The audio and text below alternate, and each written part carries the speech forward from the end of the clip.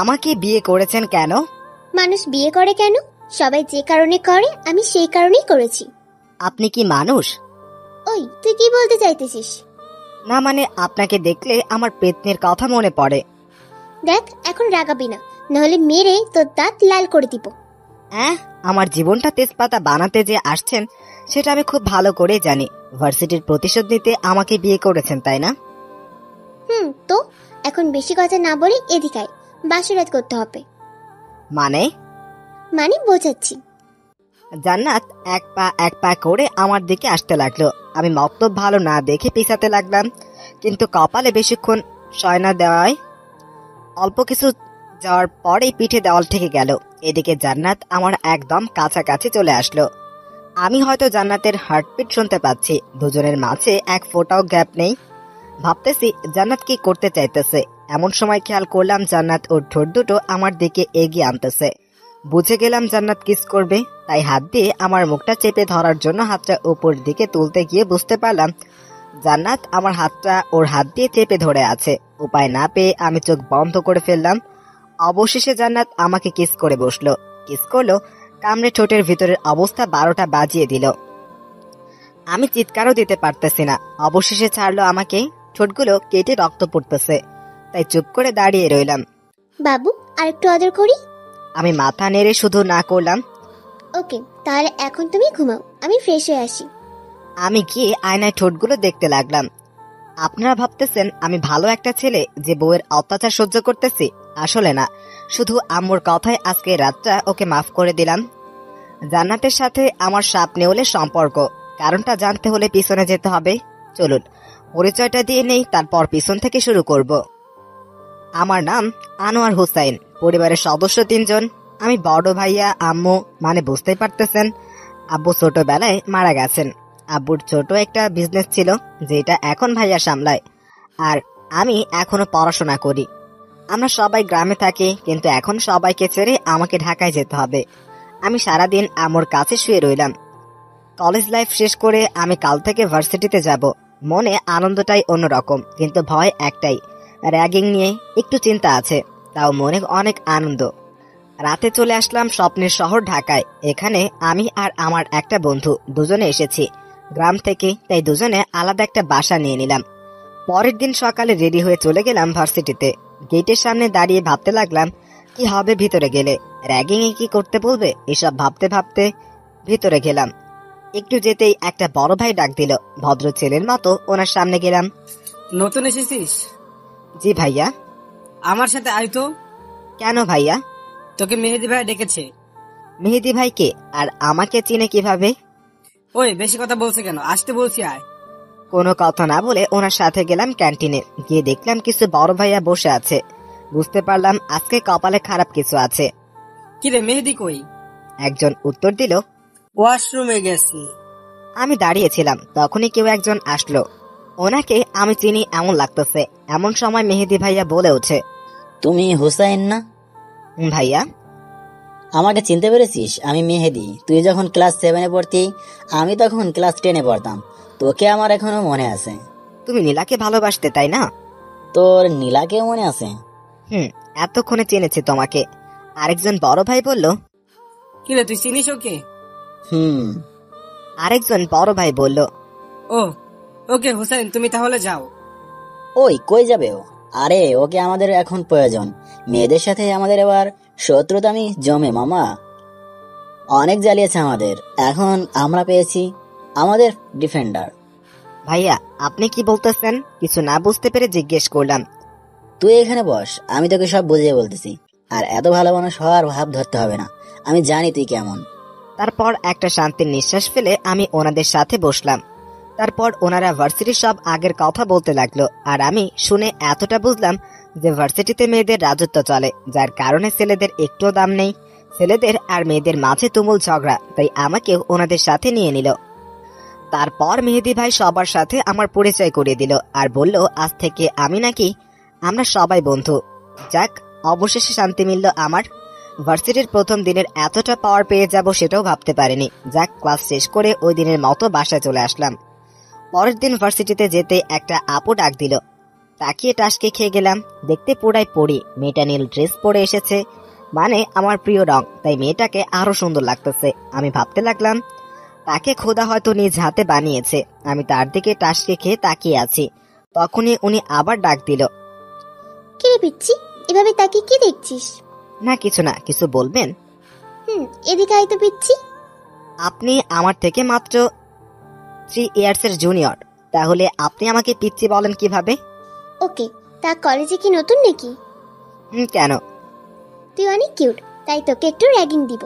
কিছু না বলে চুপচাপ দাঁড়িয়ে রইলাম। তখনই মেহেদি ভাইয়া আসলো। জান্নাত, তুই ওকে ধরছিস কেন? বুঝতে পারলাম মেয়েটার নাম জান্নাত, তবে মনে পড়ে নামে সাইড হয়ে গেল। সেটা কি তোকে বলতে হবে? ও আমার ছোট ভাই, তাই ওকে ধরলে আমি তোকে ছাড়বো না। আমি ওদের দিকে খেয়াল না করে পাশের একটা আপুকে পটাতে শুরু করলাম। দেখতে যেহেতু একটু কিউট, তাই পাশের আপুটাও শরম পেতে লাগলো। জান্নাত আপুর নজর আমার উপর পড়তেই একটা ধমক দিল। ওই, তোর সাহস কি করা হয় আমার বান্ধবীকে পটানোর? আমি চুপ হয়ে গেলাম। তারপর আপুর দিকে রাগে চোখে তাকালাম। আপু, অনেক তো ভার্সিটিতে রাজত্ব করেছ, এবার থেকে আর পারবে না, তো ভালো হয়ে যাও, বাই বলে সবাইকে নিয়ে সেখান থেকে চলে আসলাম।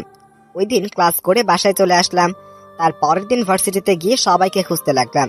হঠাৎ কেউ একজন আমাকে টান দিয়ে একটা ক্লাস রুমে ঢুকিয়ে ফেলে, তারপর দরজা লাগিয়ে দেয়। টাল সামলাতে চারিদিকে তাকিয়ে হালকা অবাক হয়ে গেলাম। ক্লাসটাই পুরোটাই মেয়ে ভর্তি। আমাকে এখানে আনা হয়েছে কেন? তুই কালকে কি বলেছিলি? কখন? যে আমাদের রাজত্ব তুই শেষ করে দিবি। তোর বাসা কোথায় রে? গ্রামে। সবাই আমার কথা শুনে হেসে দিল। আমি কিছু না বলে শুধু সবাইকে দেখতে লাগলাম। গ্রামের ছেলে হয়ে আমাদের রাজত্ব কেড়ে নিবি? কিছুদিন যেতে দিন, সবই টের পেয়ে যাবেন। গ্রামে থাকতে তো মনে হয় ভদ্র ছিলি, এত কিউট দেখতে। তা শহরে এসে কি রক্ত গরম হয়ে গেছে নাকি? সিংহ সব জায়গায় সিংহ থাকে, তো বিড়াল কখনোই হয় না। রাখ, আমি তোর গ্রামে খোঁজ নিয়ে দেখেছি তুই কেমন সিংহ ছিলি। গ্রামে খোঁজ নিতে যায়েন না। না কেন? তোর সবকিছু ফাঁস হয়ে যাবে তাই? খোঁজ নেওয়ার পর থেকে আমাকে ভয় পাবেন তাই? ও তাই নাকি?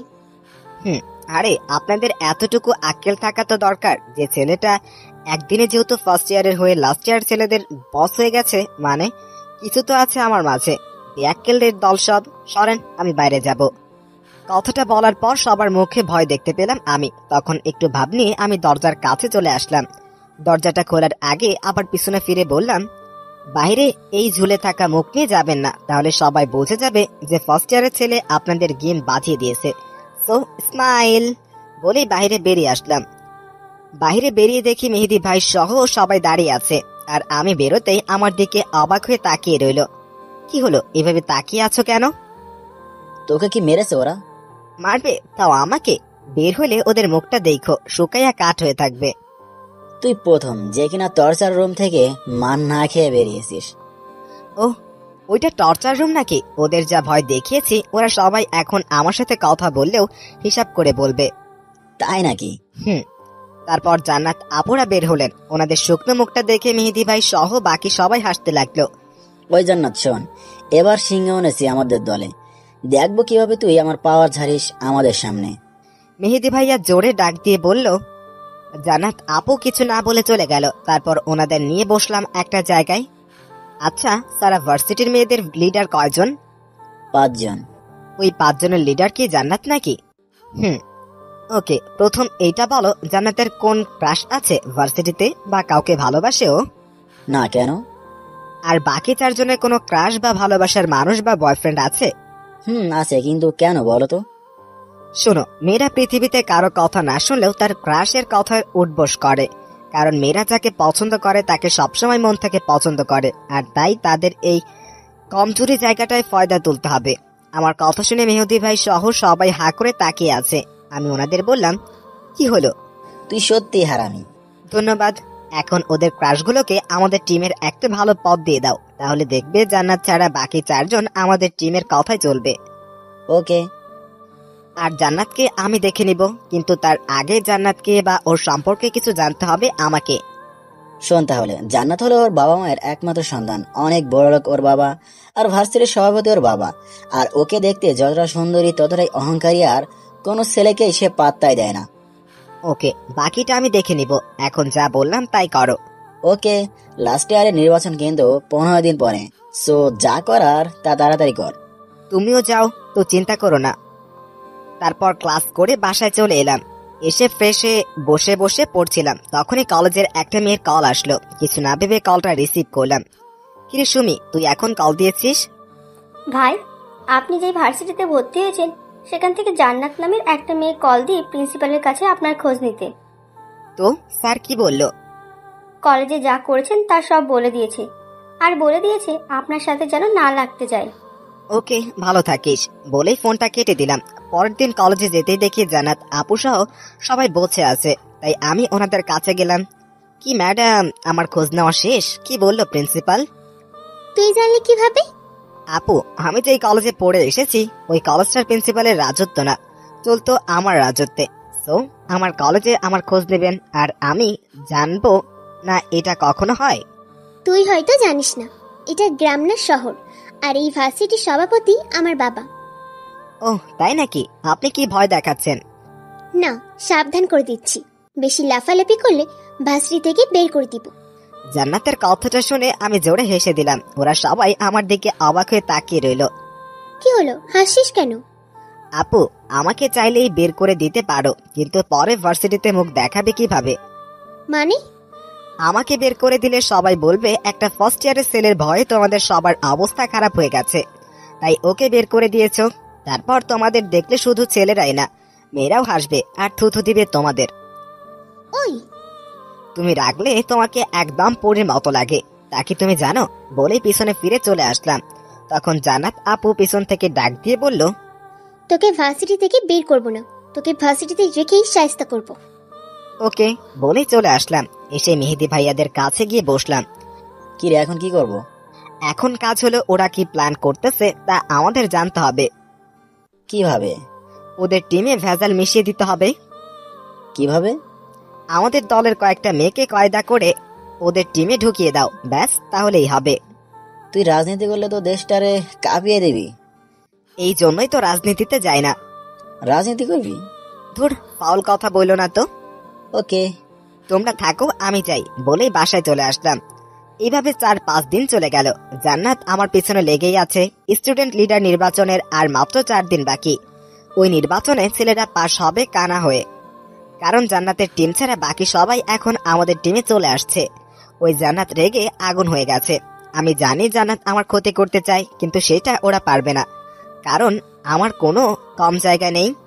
সকালে আমার একটা ফোন আসলো, ভার্সিটির একটা ছেলে ফোন দিয়েছে। এত সকালে ফোন দিয়েছে কেন এটা জানার জন্য ফোনটা রিসিভ করলাম। কিরে, এখন ফোন দিয়েছিস কেন? ভাই, আমাদের একটা টিম মেম্বারকে জান্নাত মারতেছে, তুমি আসো তাড়াতাড়ি। কোথায় মারতেছে? টর্চার রুমে, তুমি তাড়াতাড়ি চলে আসো। ওকে, আমি এখনই আসতেছি বলে ফোনটা কেটে দিলাম। ভাবতে লাগলাম সমস্যা হলে তো মেহেদি ভাই ফোন দিবে, এই ছেলেটা ফোন দিল কেন? তাই মেহেদি ভাইকে ফোন দিলাম। ভাই, ভার্সিটিতে কি কোনো সমস্যা হয়েছে? না, কেন? আরে একটা ছেলে, সবকিছু খুলে বললাম। হুসাইন, এটা জান্নাতের চাল, তুই ভুলেও ওর কথা শুনিস না, তাহলে অনেক বড় সমস্যা হয়ে যাবে বলে দিলাম। ভার্সিটিতে তো যাব, সেটা হাজারো সমস্যা হোক।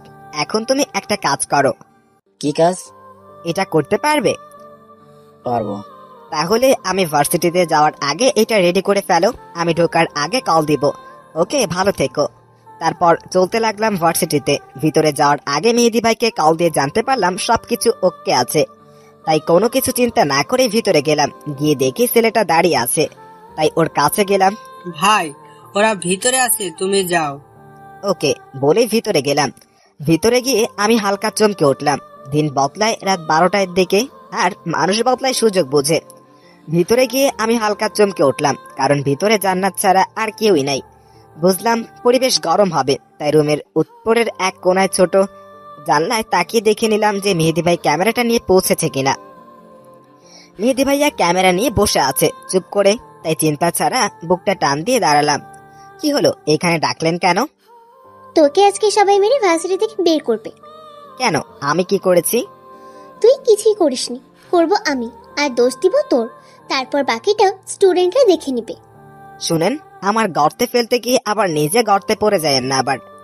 ওকে, তুই দেখ কে পরে করতে। তারপর জান্নাত আপু নিজের জামার কিছু অংশ ছিঁড়ে ফেললো, তারপর নিচ থেকে চিৎকার করে কাঁদতে লাগলো। কিছুক্ষণ পর কাদো কাদো চেহারা নিয়ে দরজা খুলে বাইরে এসে পড়লো। আমি এই চান্সে মেহেদি ভাইয়ের কাছ থেকে ভিডিও করা মোবাইলটা নিয়ে নিলাম। তারপর বাইরে এসে দেখি হাজারো ছাত্রছাত্রী আমার দিকে রাগী দৃষ্টি নিয়ে তাকিয়ে আছে। তাই চুপচাপ কিছু না বলে প্রিন্সিপালের রুমের দিকে চলে গেলাম। বুঝতে পেরেছি মেহেদি বাইরে এসে বলেছে যে আমি তাকে ধর্ষণ করার চেষ্টা করেছি বা নানান কিছু। 1 ঘন্টার মধ্যে সভাপতি সহ সব স্যারেরা এসে গেল। সভাপতি সাহেব আমার দিকে অগ্নি চোখে তাকিয়ে আছে। প্রিন্সিপালের রুমের বাইরে কিছু ছেলে মেয়ে মিলে আমার শাস্তির দাবিতে মিছিল করতেছে। ভিতরে আমি আর মেহেদি ভাই দাঁড়িয়ে সেগুলো শুনতেছিলাম। তখনই প্রিন্সিপাল স্যার বলে উঠল, তুমি কি সেই হুসাইন না, যে কিনা ফার্স্ট ইয়ারের হয়ে লাস্ট ইয়ারের ছেলেদের সাথে ঘোরাফেরা করে? জি স্যার। তা তুমি তো খুব ভালো বলেই জানতাম। 20 দিনে ভার্সিটির সবার কাছে ফেভারিট একজন নেতা হয়ে উঠেছো। তা হঠাৎ করে এমন কাজ করতে গেলে কেন, তা আবার আমাদের সভাপতি মেয়ের সাথে? স্যার, মিটিং কি আরো করবেন নাকি এটা এখানে শেষ করে দিব? মানেটা বলতেছি স্যার, আপনার রুমের প্রজেক্টরটা একটু চালু করতে পারি? কেন? আমি কিছু সবাইকে দেখাতে চাই। স্যার সবার দিকে তাকিয়ে হ্যাঁ বলল। তারপর মেহেদি ভাই সব রেডি করলো।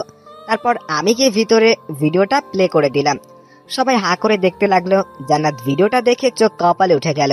একবার ভিডিওটার দিকে তাকাচ্ছে তো আরেকবার আমার দিকে তাকাচ্ছে। ভিডিওটা শেষ হওয়ার পর আমি মোবাইলটা নিয়ে নিলাম। স্যার, আমি জানি না জান্নাত আপুর কি বিচার হবে, তবে এরকম অপবাদ যেন অন্য কাউকে না দেয়। ভালো থাকবেন বলে মেহেদি ভাই সহ আমি বেরিয়ে আসলাম। বাইরে সবাই আমার দিকে হা করে তাকিয়ে আছে।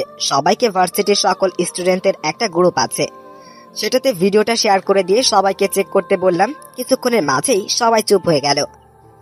খারাপ আমাদের টিম না, খারাপ হলো জান্নাতের টিম। সো ভালো কিছু করতে চাইলে আমাদের টিমে চলে আসেন। ভালো থাকবেন সবাই বলেই ক্যান্টিনে চলে আসলাম। ওই দিন আর ক্লাস করা হয়নি, তাই দুপুরে বাসায় খাওয়া দাওয়া করে নিলাম এক ঘুম। বিকালে মোবাইলের চিল্লানিতে ঘুম ভাঙলো। তাকিয়ে দেখি মেহেদি ভাইয়ের ফোন, তাই উঠে রিসিভ করলাম। ভাই বলো। একটা গুড নিউজ আছে। কি গুড নিউজ? আরে ভার্সিটির সব ছেলে মেয়ে আমাদের টিমে জয়েন করতে চাইতেছে। সবাইকে দলে নিয়ে নিব। দল তোমাদের, তোমরা ভালো জানো। তুই এটা কি বললি হুসাইন? আচ্ছা ঠিক আছে, সবাইকে নিয়ে নাও। আর জান্নাতের কি খবর? ওর বাবা ওকে বাসায় নিয়ে যেতে দেখলাম। মনে হয় তোর উপর প্রতিশোধ নেবে। কিভাবে বুঝলে? ওর চোখ দিয়ে মনে হচ্ছিল আগুন ঝরতেছে। তুই একটু সাবধানে থাকিস। ওকে, তুমি চিন্তা করো না, ভালো থেকো। আমি এখন ঘুমাবো। ওকে বাই বলেই ফোন রেখে দিলাম। পরের দিন কলেজে গিয়ে দেখি জান্নাত আর ওর 2টা বান্ধবী বসে আছে, তাই ওদের কাছে গেলাম। আপু, মন খারাপ? জান্নাত আমার গলাটা শুনে চোখ রাঙিয়ে তাকালো। আমি হালকা ভয় পেলাম মনে মনে, তাও বাইরে সেটা বুঝতে দিলাম না। তোকে বলতে হবে আমার মন খারাপ নাকি? না, এইভাবে বসে আছো তো তাই জিজ্ঞেস করলাম। অনেক মজা নিচ্ছিস তাই না? আমিও তোকে দেখে নিব। আরে আপু, একবার বেইজ্জত হয়ে আক্কেল ঠিকানায় আসেনি নাকি আবারও বেইজ্জত হতে চাও? তুই দেখ আমি তোর কি অবস্থা করি। আমার সাথে লাগতে এসো না, তাহলে নিজের পায়ে কোড়াল মারবে বলে দিলাম। সেটার সময় বলে দিবে। ওকে, তা ক্ষমতা তো ছেলেদের হাতে চলে আসতেছে, কি করবে না? আমি দেখবো তোরা কিভাবে ক্ষমতা ছিনিয়ে নিস। তুমি দেখতে থাকো আর আমি খেলতে থাকি। ভালো থেকো, বাই বলেই চলে আসলাম। আপুর হয়তো রাগ চুল ছিঁড়তে মন চাইতেছে, আর আমার মন চাইতেছে হাসতে। নির্বাচনের আগের দিন সবাইকে নিয়ে মিটিং শেষ করে বাসায় চলে গেলাম। নির্বাচনের দিন সবকিছু ঠিকঠাক ভাবেই হলো, কিন্তু ভোটের রেজাল্ট শুনে মাথা উল্টা চক্কর খেয়ে গেল। নির্বাচনে নাকি জান্নাত পাশ করেছে। এটা কিভাবে হয়? না, এটা মানা যায় না। তাই সবাই মিলে আন্দোলন ডাকলাম। প্রিন্সিপাল স্যার এসে সবাইকে বোঝাতে চাইলো যে এটা সভাপতির ডিসিশন, তাই জান্নাতকে নির্বাচনে পাশ করানো হয়েছে। আমি মেহেদি ভাইয়াকে হালকা একটু উস্কে দিলাম। উনি তো রেগে ফায়ার হয়ে গিয়ে বললেন, স্যার কথা একটাই, যে যতদিন পর্যন্ত নির্বাচনে আসলেও রেজাল্ট না দেওয়া হবে ততদিন ভার্সিটি বন্ধ। সবাই যার যার বাসায় যাও। সবাই চলে যাওয়ার পর স্যার আমাদেরকে ওনার রুমে ডাকেন। ওখানে গিয়ে দেখি জান্নাত সহ আরো কিছু মেয়ে বসে আছে। ওদের দেখে সরাসরি জ্বলে উঠলো আমার। মনে হচ্ছিল ওদের মেরে নাক মুখ ফাটিয়ে দেই, কিন্তু মেয়ে তাই মারা যাবে না।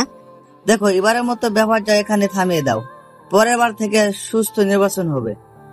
স্যার আমাদের হাজার বললেও লাভ হবে না। বাইরে যেটা বলে এসেছি ভেতরে এটাও থাকবে। সো সভাপতির সাথে কথা বলেন আপনি, আর রেজাল্টের আগে ভার্সিটি খুলবে না। দেখো, তোমরা বোঝার চেষ্টা করো। যা বলে গেলাম তাই করেন স্যার, এছাড়া যদি অন্য কোনো চাল চালতে চান তাহলে পরিণাম ভয়াবহ হবে বলে গেলাম। বলেই আমি আর মেহেদী ভাই চলে গেলাম। 3-4 দিন পর পরিবেশটা বদলালো, ক্ষমতা আমাদের হাতে দিয়ে দেওয়ার সিদ্ধান্ত পৌঁছেছে। সবাই খুশিতে নাচতেছে। জান্নাতের দিকে তাকিয়ে দেখি রাগে আর লজ্জায় পুরোই লাল হয়ে আছে। আমাকে হাতের কাছে পেলেই হয়তো চিবিয়ে খাবে, ভাবলাম একটু মজা নেওয়া যাক, তাই জান্নাতের কাছে গেলাম। বাবাকে বলে ক্ষমতা হাতে নিয়ে নেওয়াটাকে জেতা বলে না, জিতা বলে ক্ষমতা ছিনিয়ে আনাটাকে। আমার কথা শুনে জান্নাত আপু হেসে দিল আর কেমন জানি একটা লুক নিয়ে আমার দিকে তাকালো। এবার তোর গলের কাটা হব আমি। ছি, এর পরেও তোমার লজ্জা হলো না? তুই আমার মান সম্মান সব শেষ করে দিয়েছিস, যেটা এই 4 বছরে কেউ আমাকে করতে পারেনি। তুই আমাকে হারিয়ে দিয়েছিস। শার্টের কলারটা একটু উঁচু করে ভাব নিলাম। তবে চিন্তা করিস না, এবার তোর নরম জায়গায় মারবো।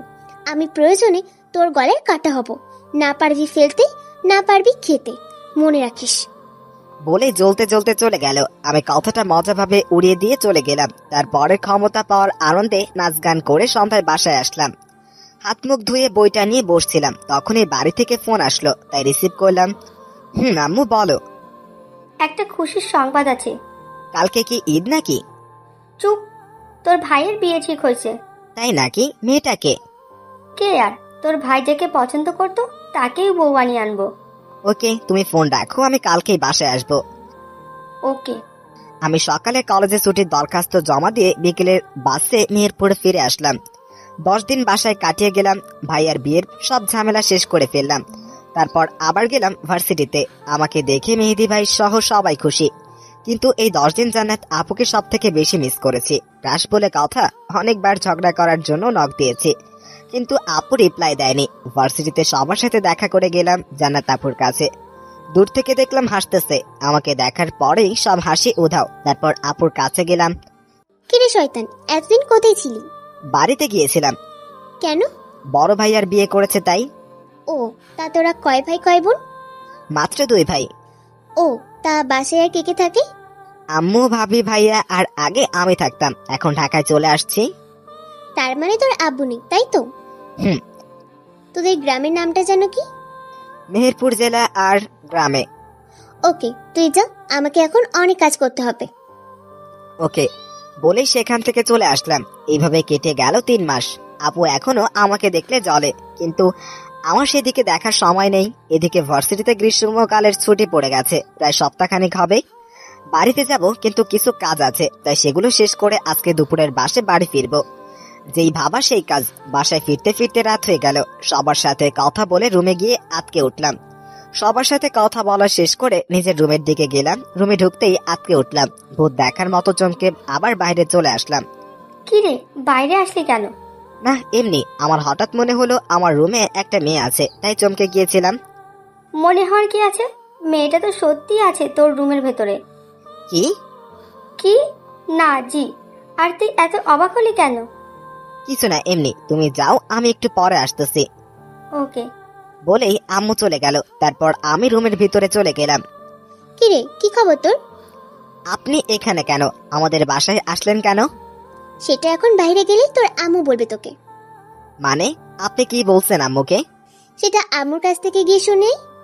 ওকে, আমি একটু পরে যাইতেছি। যদি উল্টাপাল্টা কিছু বলেন তাহলে খবর আছে আপনার। মারবি নাকি আমাকে? তার চেয়েও বেশি করব বলেই ওয়াশরুমে চলে গেলাম ফ্রেশ হতে। এসে দেখে জান্নাত রুমে নেই, তাই আমি রেডি হয়ে খাওয়া দাওয়া করতে চলে গেলাম। সবাই একসাথে বসে খেতে লাগতাম। তখনই ভাইয়া বলে উঠলো, শোন হুসাইন, আমি আর আম্মু মিলে একটা ডিসিশন নিয়েছি। কি ডিসিশন? কলিজাটা কাঁপতেছিল। কি না কি বলে ভাবে। আমরা তোর বিয়ে ঠিক করেছি জান্নাতের সাথে। ভাইয়া কথা শুনে গলায় ভাত আটকে গেল, তাই কাশতে লাগলাম। সবাই মিলে পানি খাইয়ে থামালো। কিরে, কি হয়েছে তোর? না কিছু না, তুমি কি যেন বলছিলে? তোর বিয়ে ঠিক করেছি জান্নাতের সাথে। ভাইয়া উনি আমার 3 ক্লাস সিনিয়র। তো কি হয়েছে, এখন চুপচাপ খা, খাওয়া দাওয়া শেষ করে ছাদে আয়, তোর সাথে আমার কথা আছে। ওকে বলে চুপচাপ খেয়ে রুমে চলে আসলাম। এখন সবকিছু মাথার উপর দিয়ে যাচ্ছে। জান্নাত আমাকে বিয়ে করতে চাইতেছে কেন? নিশ্চয়ই আমার উপরে প্রতিশোধ নিতে। এসব ভাবতেছিলাম, তখনই জান্নাত রুমে আসলো আর আমাকে দেখে মুচকি হাসি হাসতে লাগলো। কিরে, কেমন চমক দিলাম না? হুম। এটা তো কিছুই না, তোর লাইফে এমন চমক আরো অনেক বাকি। ওই ওই, আর কিছু বলার আগেই ভাইয়া ডাক দিল, হুসাইন সাদে আয়। আসতেছি। যা ছাদে, যা প্রশ্ন আছে একেবারে করিস, না হলে আবার মনে ডাউট থাকতে পারে। আপনাকে আমি দেখে নিব বলে ছাদে চলে আসলাম। ভাইয়া, তোমাদের কি মাথা খারাপ হয়ে গেছে? এত বড় মেয়ের সাথে আমার বিয়ে দিতে চাইতেছো? তোর থেকে মাত্র 2 বছরের বড়, আর এটাকে কেউ কি বড় বলে নাকি? আচ্ছা, এটা না হয় বাদই দিলাম, তুমি জানো ও আমার উপর প্রতিশোধ নিতে এখানে এসেছে। আমাদের সব বলেছে, তোর যাওয়া থেকে শুরু করে নির্বাচনের ঘটনা সহ সব বলেছে আমাদের। তারপরও তোমরা ওকে এবারের বউ বানাতে চাইতেছো? মেয়েটা খুব ভালো, আর আম্মু নিজে কথা দিয়েছে, আর তুই ভালো করে জানিস আম্মুর কথা দেওয়াটাই কতটা পাকা। ভাইয়া, তোমরা বুঝতেছো না। আমরা বুঝতেছি, তুই বুঝতেছিস না। মেয়েটা তোকে অনেক ভালোবাসে, দেখিস অনেক সুখে থাকবি সারাটা জীবন তুই। মনে মনে বলতে লাগলাম, পিছনে বাঁশ নিয়ে কোনো শালায় ভালো থাকে, আর এই মেয়ে তো পুরো একটা বাঁশের ঝাড়। জীবনে যা শান্তি ছিল সব মাটি চাপা দিতে হবে, কারণ ওনাদের যাই বলে না কেন সবকিছুর জবাব নেগেটিভই আসবে। কিরে, কি এত ভাবছিস? তোমরা যে ওর আবেগে এত এত পাত্তা দিতেছো বা নিজের বাড়ির বউ বানাতে চাইতেছো, ওর বাবা যদি জানতে পারে তাহলে আমাদের সবাইকে মাটির নিচে ঢুকিয়ে দিব। ওর বাবা কখনোই মেনে নিবে না। এত বড় লোকের মেয়েকে এবারের বউ করে আনার স্বপ্ন দেখো কিভাবে তোমরা? বাঁচতে চাইলে ওকে বুঝিয়ে সুঝিয়ে বাসায় পাঠিয়ে দাও। ভাইয়া মোবাইলে কি যেন খুঁজে বের করে আমার সামনে ধরলো। এটা জান্নাতের বাবা না। হুম? তাহলে এটা দেখ, জান্নাতের বাবা নিজে ওনার মেয়েকে আম্মুর হাতে তুলে দিয়ে গেছে। কপালে হাত দিয়ে সাদে বসে পড়লাম। শেষ আশাটাও ভেঙে গেল। আমার লাইফটা শেষ। জান্নাত এমন প্ল্যান করেছে আর এমন জায়গায় জাল বিছিয়েছে যা বলার মতো না। বিয়ে কবে? 25 তারিখ। তারপরেও ভাইয়া আম্মুকে একটু বোঝানোর চেষ্টা করো না প্লিজ। আসলে মেয়েটা একটা গুন্ডি। জান্নাত ঠিকই বলেছিল। কেন? জান্নাত আবার কি বলেছিল? জান্নাত বলেছিল তুই বিয়েটা ভাঙার হাজারো চেষ্টা করবি। তুই এমন কেন রে হুসাইন? কি বলবো কিছুই ভেবে পাচ্ছি না। তাই মনে মনে বললাম, ভাইয়া আমার জায়গায় তুমি থাকলে বুঝতে কেন বিয়েটা ভাঙতে চাচ্ছি। তোমরা দেখতেছো ওর উপরটা, আর আমি দেখতেছি ওর আসল চেহারাটা। শোন, মেয়েটা ভালো আর তোকে অনেক ভালোবাসে, তাই ওকে কখনো কষ্ট দিস না। আচ্ছা, ও এসেছে কবে আর কি কি বলেছে একটু শর্ট করে বলো তো। তোর ভার্সিটি যেদিন বন্ধ দেয় ওই দিন বিকেলে জান্নাত আমাদের বাসায় আসে, তারপর আমাদের সবকিছু আম্মুর কাছে খুলে বলেই প্রচুর কান্না করে। ও নাকি তোকে ভালোবেসে ফেলেছে, আর তুই নাকি ওকে দেখতেই পারিস না, তাই ও বাধ্য হয়ে বাসায় এসেছে। তারপর আম্মু জান্নাতকে বলে যে বিয়ের কথা বলতে হলে গুরুজন লাগে। তারপর জান্নাত ওর বাবাকে ফোন দিয়ে আসতে বলে। ওর বাবাও পরের দিন এসে বিয়ের কথা বলে। জান্নাত নাকি ওদের বাসায় প্রচুর কান্না করেছে, তার জন্য না খেয়ে থেকেছে কয়েকদিন। তারপর নাকি ওর বাবা না পেরে রাজি হয়ে যায়। জান্নাতের বাবা মা জান্নাতকে আম্মুর হাতে তুলে দিয়ে যায়। তারপর থেকে জান্নাত এখানে আছে। ভাইয়ের মুখে এগুলো শুনে হা হয়ে গেলাম। এত সবকিছু হয়ে গেল আর আমি কিছুই জানি না। তাহলে তোমরা আমাকে এতদিন এসব বলনি কেন? জান্নাত নাকি তোকে সারপ্রাইজ দিতে চেয়েছিল, তাই আমাদের কিছু বলতে নিষেধ করেছে। ওহ, কাল বিকেলে আম্মু আমাকে কি বলেছে জানিস? কি বলেছে এই কয়েকদিনে নাকি জান্নাতকে আম্মুর অনেক পছন্দ হয়েছে। এটা শোনারই বাকি ছিল। যাও, তুমি আর যা ভালো লাগে করো। আচ্ছা তুই থাক, আমি গেলাম। বলেই ভাইয়া নিচে চলে গেল। পকেট থেকে সিগারেট বের করে সামনে টানতে লাগলাম। কি করব, মাথায় কাজ করতেছে না। আম্মুর সাথে কথা বলতে হবে, দেখি কি করা যায়। তারপর নিচে গেলাম আম্মুর কাছে, দরজায় নক করলাম। আম্মু, আসবো? আসো। আম্মু কিছু কথা বলার ছিল। ঘোরপাস না করে সোজা বলে ফেলো। আম্মু, আমি চাইছিলাম বিয়েটা 2 বছর পরে করতে। জান্নাতকে বিয়ে করব, কিন্তু 2 বছর পরে। এখন তো পড়ালেখা করতে হবে। পড়ালেখা করতে না করেছে কে? বিয়ের পর বৌমাকে নিয়ে তুই ঢাকায় থাকবি, ওইখানে তুই আর বৌমা দুজনে পড়ালেখা করবি। আচ্ছা বলে রুম থেকে বেরিয়ে আসলাম। আম্মু বিয়ের আগেই বৌমা বলতেছে, মানে মেয়ে আমার খুব পছন্দ হয়েছে, তাই আর কোনো পথ খোলা নেই বিয়ে করা ছাড়া। না, কিছু ভাবতে পারতেছি না, মাথাটাও ব্যথা করতেছে। এখন এসব নিয়ে ভাবা যাবে না, তাই ভাবিকে ডাক দিলাম। ভাবি, একটু শোনো। বলো, কিছু লাগবে? ভাবি, একটি কফি বানিয়ে দাও তো। তুমি রুমে যাও, আমি বানিয়ে দিতেছি। ওকে। রুমে এসে মেডিসিন খেয়ে শুয়ে পড়লাম। কতক্ষণ পর হঠাৎ জান্নাত রুমে আসলো কফি নিয়ে। এই নে তোর কফি। আপনাকে কফি আনতে কে বলেছে? ভাবি বলল আমার ভালোবাসার মানুষটা নাকি কফি খাবে বলেছে, তাই বানিয়ে আমাকে দিয়ে পাঠিয়ে দিয়েছে। প্লিজ এসব নাটক বন্ধ করেন, আর কফি লাগবে না আমার। ওকে, তাহলে আমি পান করি। কিছু না বলে মুখ ফিরিয়ে শুয়ে গেলাম। কিছুক্ষণ পরই ঘুমিয়ে গেলাম, কিন্তু ঘুমটা বেশিক্ষণের জন্য হয়নি। হঠাৎ ঘুমের মধ্যে কেউ আমার পায়ের উপরে কেউ পা রাখলো, তাই ঘুমটা ভেঙে গেল। তাকিয়ে দেখি জান্নাত বই পড়তেছে আমার পাশে বসে, তাই তাড়াতাড়ি করে ঘুম থেকে লাফিয়ে উঠলাম। ওই আপনি আমার বিছানায় উঠেছেন কেন? এটা তোর বিছানা কে বলেছে? মানে এটা আমার রুম আর বিছানাটাও আমার। আম্মু আমাকে এটাতে থাকতে বলেছে, তাই এখন থেকে এটা আমার রুম। হ্যাঁ আসছে এটা নিজের রুম বানাতে। ঘাট থেকে নেমে কথা বলুন। মন চাইলে তুই যা, আমি যাওয়ার মেয়ে না। সোফায় ঘুমা, না হলে অন্য রুমে গিয়ে ঘুমা। আমি এই রুমে আর এই খাটেই ঘুমাবো। ওকে আপনি থাকেন, আমি গেলাম বলে এই রুম থেকে পাশের রুমে চলে আসলাম। মাথা ব্যথাটা এখনো শেষ হয়নি, তাই আবার শুয়ে গেলাম। কিছুক্ষণের মাঝে ঘুমিয়ে গেলাম।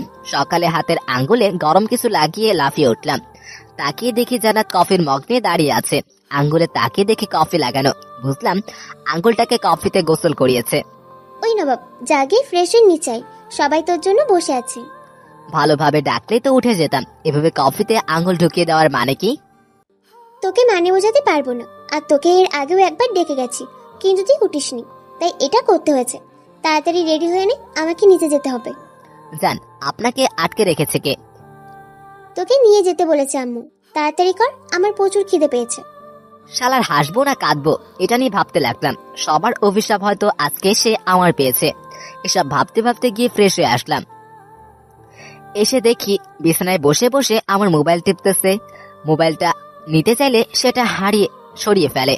ওই আপনি আমার মোবাইলটা নিয়েছেন কেন? চেক করতেছি। কি চেক করেন আপনি? কোনো মেয়ের সাথে রিলেশন আছে কিনা। থাকলে আম্মুর কাছ থেকে তো তোকে কতগুলো বকা শোনানো যাবে। কপালে হাত দিয়ে ফ্লোরে বসে গেলাম। প্যারায় রাগে শরীরটা ছিঁড়ে যাচ্ছে। বাসা বলে চুপচাপ হজম করে নিচ্ছি। কিরে, তুই এখনো রেডি হোস না কেন? হচ্ছি বলে রেডি হতে গেলাম। রেডি হয়ে নিচে গেলাম দুজন। গিয়ে দেখি সবাই বসে আছে। কিরে তোর আসতে এত দেরি হলো কেন? আসলে ওনার কাপড় বের করতে গিয়ে আমি একটু দেরি করে ফেলেছি, তাই রেডি হতে দেরি হয়ে গেছে ওনার। জান্নাতের কথা শুনে আকাশ থেকে পড়লাম। যাক দোষটা নিজের উপর নেওয়াই ভালো হয়েছে। জান্নাত আমি জানি ওর উঠতে নিশ্চয়ই দেরি হয়েছে, তাই তুমি ওর দোষ নিজের কাঁধে নেওয়ার কোনো দরকার নেই। তুমি খেতে বসো। ভাইয়ার কথা শুনে আরো বেশি অবাক হলাম। তার মানে জান্নাত বাঁশ দিয়ে নিজেকে উপরে উঠিয়েছে, আর এই জন্যই দোষটা নিজের কাঁধে নিয়েছিল। এসব ভাবতে ভাবতে নাস্তা শেষ করে রুমে চলে আসলাম। রুমে বসে বসে মোবাইল টিপতেছিলাম। হঠাৎ জান্নাত এসে হাজির হলো রুমে। বাঁশ কি আরো আছে? থাকলে দিয়ে যান। আরে এই তো মাত্র শুরু, তোর জন্য তো বাসে জঙ্গল লাগিয়ে রেখেছি আমি। একটা রিকোয়েস্ট আছে, রাখবেন প্লিজ? আগে বল, পরে ভেবে দেখবো। বিয়ের তো আরো 5 দিন, সো এই কয়েকটা দিন আমাকে জ্বালায়েন না প্লিজ। কারণ বিয়ের পর তো লাইফটা তেজপাতা করবেনি, সেটা আমার জন্য জানা হয়ে গেছে। সো এই কয়েকটা দিন জ্বালিয়েন না প্লিজ। ওকে, কিন্তু আমারও একটা শর্ত আছে। কি শর্ত বলেন? আমি যেভাবে বলবো সেভাবে বিয়ের আগ পর্যন্ত চলতে হবে। ওকে, বিয়ের পরে যে যার মতো চলবো, তাই তো? জান্নাত কিছু না বলে হালকা হেসে চলে গেল। মানেটা আর বোঝার বাকি রইল না। যাক, তারপর আবার একটু ঘুমিয়ে নিলাম। দুপুরে আম্মু এসে ডাক দিল। উঠে ফ্রেশ হয়ে গিয়ে খাওয়া দাওয়া করে নিলাম। তারপর রুমে এসে মোবাইল টিপতে লাগলাম। বিকেলে সব বন্ধুদের সাথে দেখা করব বলে রেডি হচ্ছিলাম, তখনই জান্নাত রুমে আসলো। কিরে, কোথাও যাবি নাকি? হুম, পরে যাস, আপাতত আমাকে তোদের গ্রামটা ঘুরিয়ে দেখা। অন্য কাউকে নিয়ে যান। আমাকে বলতে হবে নাকি ভালোভাবে রাজি হয়ে যাবি? আচ্ছা চলেন। এই তো গুড বয়। তারপর জান্নাতকে নিয়ে গ্রাম ঘুরতে বের হয়েছি। জান্নাত ঘুরে ঘুরে দেখতে লাগলো, আর আমি শুধু রাস্তা চিনিয়ে দিতেছি আর পাহারা দিতেছি। জান্নাত গিয়ে একটা নদীর পাড়ে বসে পড়লো, তাই আমিও কিছুক্ষণ বসে রইলাম। হঠাৎ পিছন থেকে কেউ আমার নাম দিয়ে ডাক দিল। তাকিয়ে দেখি তৌফিক, গ্রামের বেস্ট ফ্রেন্ড, ডাক দিয়েছে। তারপর আমার কাছে আসলো। কিরে, কি অবস্থা? এই তো ভালো। তা তোর কি খবর? চলতেছে। শোন, তোকে যেটা বলতে এসেছি, মারিয়া তোকে যেতে বলেছে। তুই নাকি ওর নাম্বার ব্লক করে দিয়েছিস, তাই তোকে নিয়ে যাওয়ার জন্য আমাকে পাঠিয়েছে। তৌফিকের কথাটা শুনে জান্নাত আমার দিকে রাগি চোখে তাকালো। কোন মারিয়া? আমার কোনো মারিয়া টারিয়াকে চিনি না। শোন, ও বলছে তোকে কোনো কিছু করার জন্য প্রেশার দিবে না, যা একবার দেখা করে আয়। আর উনি কে? আমি কিছু বলার আগেই জান্নাত বলে উঠল, আমি হুসাইনের খালাতো বোন। আমি হা করে ওনার দিকে ফিরে তাকালাম। উনি কি বললেন? ও আচ্ছা, হুসাইন, আমি যাই, তুই গিয়ে এখন দেখা করে আয়। না হলে পরে সময় করে দেখা করে নিস। ওকে। তৌফিক উঠে চলে গেল। আমি জান্নাতের দিকে তাকাতে দেখি রাগী আগুন হয়ে আছে। কি বলবো কিছুই বুঝতেছি না। আসলে আপু আর কিছু বলতে পারলাম না, তার আগেই ঠাস করে চর গালে বসিয়ে দিল। আগে জানতাম তুই শয়তান, এখন তো দেখি তুই লুচ্চামিও করিস। কিছু না বলে চুপ করে গালে হাত দিয়ে বসে রইলাম। চল এখনই গিয়ে মারিয়ার সাথে কথা বলবি, আর যা সম্পর্ক ছিল সব ভেঙে দিয়ে আসবি। আর আমার কথা জিজ্ঞেস করলে বলবি আমি তোর কাজিন, ভুলেও বলবি না আমি তোর হবু বউ। ওকে। আমিও উঠে ওনাকে নিয়ে গেলাম মারিয়ার কাছে। গিয়ে দেখি মারিয়া দাঁড়িয়ে আছে। তারপর দুজন মারিয়ার কাছে যেতে লাগলাম। তখনই মোবাইলে কল আসলো। তাকিয়ে দেখি জান্নাতের কল। আমি তো আপনার সামনেই, তাহলে আমাকে কল দিয়েছেন কেন? রিসিভ করে চুপচাপ বুক পকেটে রেখে দে। কেন? তোর মারিয়া তোকে কি বলে তা শুনবো। খবরদার ভুলেও ফোনটা কাটবি না। চল। ওনার এই কথা শুনে রাগে শরীরটা জ্বলে যাচ্ছে, তাও কিছু বললাম না। চুপচাপ গেলাম মারিয়ার কাছে। মারিয়ার চোখে হালকা পানি, কিন্তু আমি অসহায়, তাই কিছুই করতে পারতেছি না। মারিয়া আমাকে দেখেই এগিয়ে আসলো। কেমন আছো রাজ? ভালো, তুমি? ভালো। উনি কে? আমার কাজিন। ও হাই আপু। হ্যালো, কেমন আছো মারিয়া? ভালো। আপনি কেমন আছেন? ভালো। তোমরা কথা বলো, আমি ওইখানে আছি। বলেই জান্নাত দূরে চলে গেল। সরি তোমাকে ডাক দেওয়ার জন্য। আসলে তোমাকে তো আর পাবো না, তাই চাইছি শেষবারের মতো একবার জড়িয়ে ধরতে। শেষবারের মতো মানে? তুমি কি ভাবতেছো? আরে ভয় পেও না, আমি আত্মহত্যা করব না। তুমি তো বিয়ের পরে অন্য কারো হয়ে যাবে, তখন তো আর জড়িয়ে ধরতে পারবো না। তাই এখন একটু জড়িয়ে ধরবো, প্লিজ না করো না। কি বলবো কিছুই বুঝতেছি না। জান্নাত যদি দেখে ওকে জড়িয়ে ধরেছি, তাহলে তো আমার খবর আছে। যা হওয়ার পরে দেখা যাবে। টান দিয়ে মারিয়াকে বুকে জড়িয়ে নিলাম। মারিয়া কান্না করে দিল। আমার চোখের কোণ দিয়ে কয়েক ফোঁটা পানি গড়িয়ে পড়লো। কিছুক্ষণ পর মারিয়াকে ছেড়ে দিলাম। আর কিছুক্ষণ থাকলে হয়তো নিজেকে সামলাতে পারতাম না। ভালো থেকো। বলেই মারিয়া চলে গেল। আমি চোখের পানি মুছে জান্নাত আপুর সামনে আসলাম। রাগে আপুর মুখ লাল হয়ে আছে। এইটা শুধু বিয়ের পর তুলবো, অন্য মেয়েকে জড়িয়ে ধরা, তাই না? তারপর আর কোনো কিছু না বলে ওনাকে নিয়ে বাসায় চলে আসলাম। বাসায় এসে দেখি বাসা টুকটাক সাজানো শুরু হয়ে গেছে। যাই হোক, রুমে গিয়ে ফ্রেশ হয়ে নিলাম। তারপর রাতে খাওয়া দাওয়া করে দিলাম একটা ঘুম। এভাবে কেটে গেল 4টা দিন। সন্ধ্যায় বিয়েটাও হয়ে গেল। কবুল বলার সাথে সাথে নিজের সব সুখ মাটি চাপা দিয়ে দিয়েছি। রাত 11টার দিকে পুকুর পাড়ে দাঁড়িয়ে দাঁড়িয়ে মারিয়ার কথা ভাবছিলাম। মারিয়া যখন ক্লাস 9-এ, তখন আমি ক্লাস 10-এ। তখন থেকেই রিলেশন আমাদের। কখনো মারিয়াকে খারাপ নজরে দেখিনি। পড়ালেখা শেষ করার পর মারিয়াকে বিয়ে করার নিয়ত ছিল, কিন্তু জান্নাত এসে সবকিছু শেষ করে দিল। আম্মুকেও মারিয়ার ব্যাপারে বলতে পারেনি, কারণ মারিয়ার পরিবারের সাথে আমাদের পরিবারের শত্রুতা।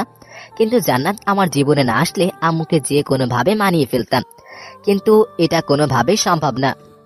মারিয়া মেয়েটা আমাকে খুব ভালোবাসে, কিন্তু একটা ভিলেন এসে সবকিছু শেষ করে দিল। এসব ভাবতে ভাবতে কখন যে চোখ দিয়ে পানি বেরিয়ে গেল বুঝতেও পারেনি। চোখের পানি মুছতেছি, তখনই কেউ কাঁধে হাত রাখলো। তাকে দেখি ভাইয়া ভাবি পিছনে দাঁড়িয়ে। কিরে, মন খারাপ? না, এমনিতেই। ও আচ্ছা, যা। জান্নাত একা রুমে বসে আছে কখন থেকে। বলেই সেখান থেকে চলে আসলাম। তারপর বাসায় এসে নিজের রুমে গেলাম। এসে দরজা লাগিয়ে দিলাম। দরজা লাগিয়ে পিছনে ফিরতে দেখে জান্নাত উঠে বারান্দায় গিয়ে দাঁড়িয়ে আছে। আমি কিছু না বলে সোফায় গিয়ে বসে রইলাম। কিছুক্ষণ পর জান্নাত রুমে আসলো। এসে আমার পাশে এসে বসলো। তারপর কোনো কথা ছাড়াই ঠাস করে একটা চর বসিয়ে দিল। গালে হাত দিয়ে নির্বাকের মতো তাকালাম। এটা দিয়েছি কেন জানিস? হবু বউ থাকতে যে অন্য মেয়েকে জড়িয়ে ধরেছিস তাই। কিছু না বলে হালকা একটু হাসলাম। আজ থেকে চর খাওয়ার অভ্যাসটা করে ফেল, কারণ এখন থেকে ভুল হলে রাগ দেখাবো না, সোজা থাপ্পড় লাগিয়ে দিব। আমি চুপ করে বসে রইলাম। কিছু বলার আছে নাকি এভাবেই চুপ করে বসে থাকবি? আমাকে বিয়ে করেছেন কেন? মানুষ বিয়ে করে কেন? সবাই যে কারণে করে, আমি সেই কারণেই করেছি। আপনি মানুষ? ওই তুই কি বলতে চাইছিস? না মানে, আপনাকে দেখলে আমার পেতনির কথা মনে পড়ে। দেখ এখন রাগাবি না, নাহলে মেরে তোর দাঁত লাল করে দিব। আমার জীবনটা তেজপাতা বানাতে যে আসছেন সেটা আমি খুব ভালো করে জানি। ভার্সিটির সুদ নিতে আমাকে বিয়ে করেছেন, তাই না? তো এখন বেশি কথা না বলে এদিকে আয়, বাসরাত করতে হবে। মানে বোঝাচ্ছি। জান্নাত এক পা করে আমার দিকে আসতে লাগলো। আমি মতলব ভালো না দেখে পিছাতে লাগতাম, কিন্তু কপালে বেশিক্ষণ সায় না দেওয়ায় অল্প কিছু যাওয়ার পরে পিঠ দেওয়াল ঠেকে গেল। এদিকে জান্নাত আমার একদম কাছাকাছি চলে আসলো। আমি হয়তো জান্নাতের হার্টবিট শুনতে পাচ্ছি, দুজনের মাঝে এক ফোঁটাও গ্যাপ নেই। ভাবতেছি জান্নাত কি করতে চাইতেছে।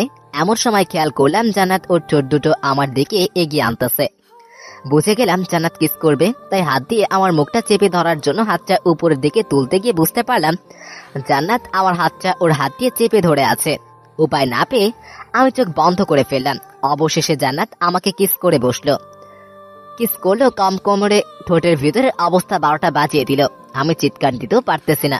অবশেষে ছাড়লো আমাকে। ঠোঁটগুলো কেটে রক্ত পড়তেছে, তাই চুপ করে দাঁড়িয়ে রইলাম। বাবু আর একটু আদর করি। আমি মাথা নেড়ে শুধু না করলাম। ওকে, তাহলে এখন তুমি ঘুমাও, আমি ফ্রেশ হয়ে আসি। বলেই জান্নাত চলে গেল ফ্রেশ হতে। আমি গিয়ে আয়নায় ঠোঁটগুলো দেখতে লাগলাম। ঠোঁটের বাইরের দিকে একটুও কাটেনি, কিন্তু ঠোঁটের ভিতরের দিকটা কেটে রক্ত পড়তেছে। মুখ চেপে সোফায় গিয়ে বসে রইলাম। জান্নাত ওয়াশরুম থেকে বের হওয়ার পর কোনো কথা না বলে ওয়াশরুমের ভিতরে চলে গেলাম। ফ্রেশ হয়ে এসে বালিশ আর চাদর নিয়ে সোফায় শুয়ে গেলাম।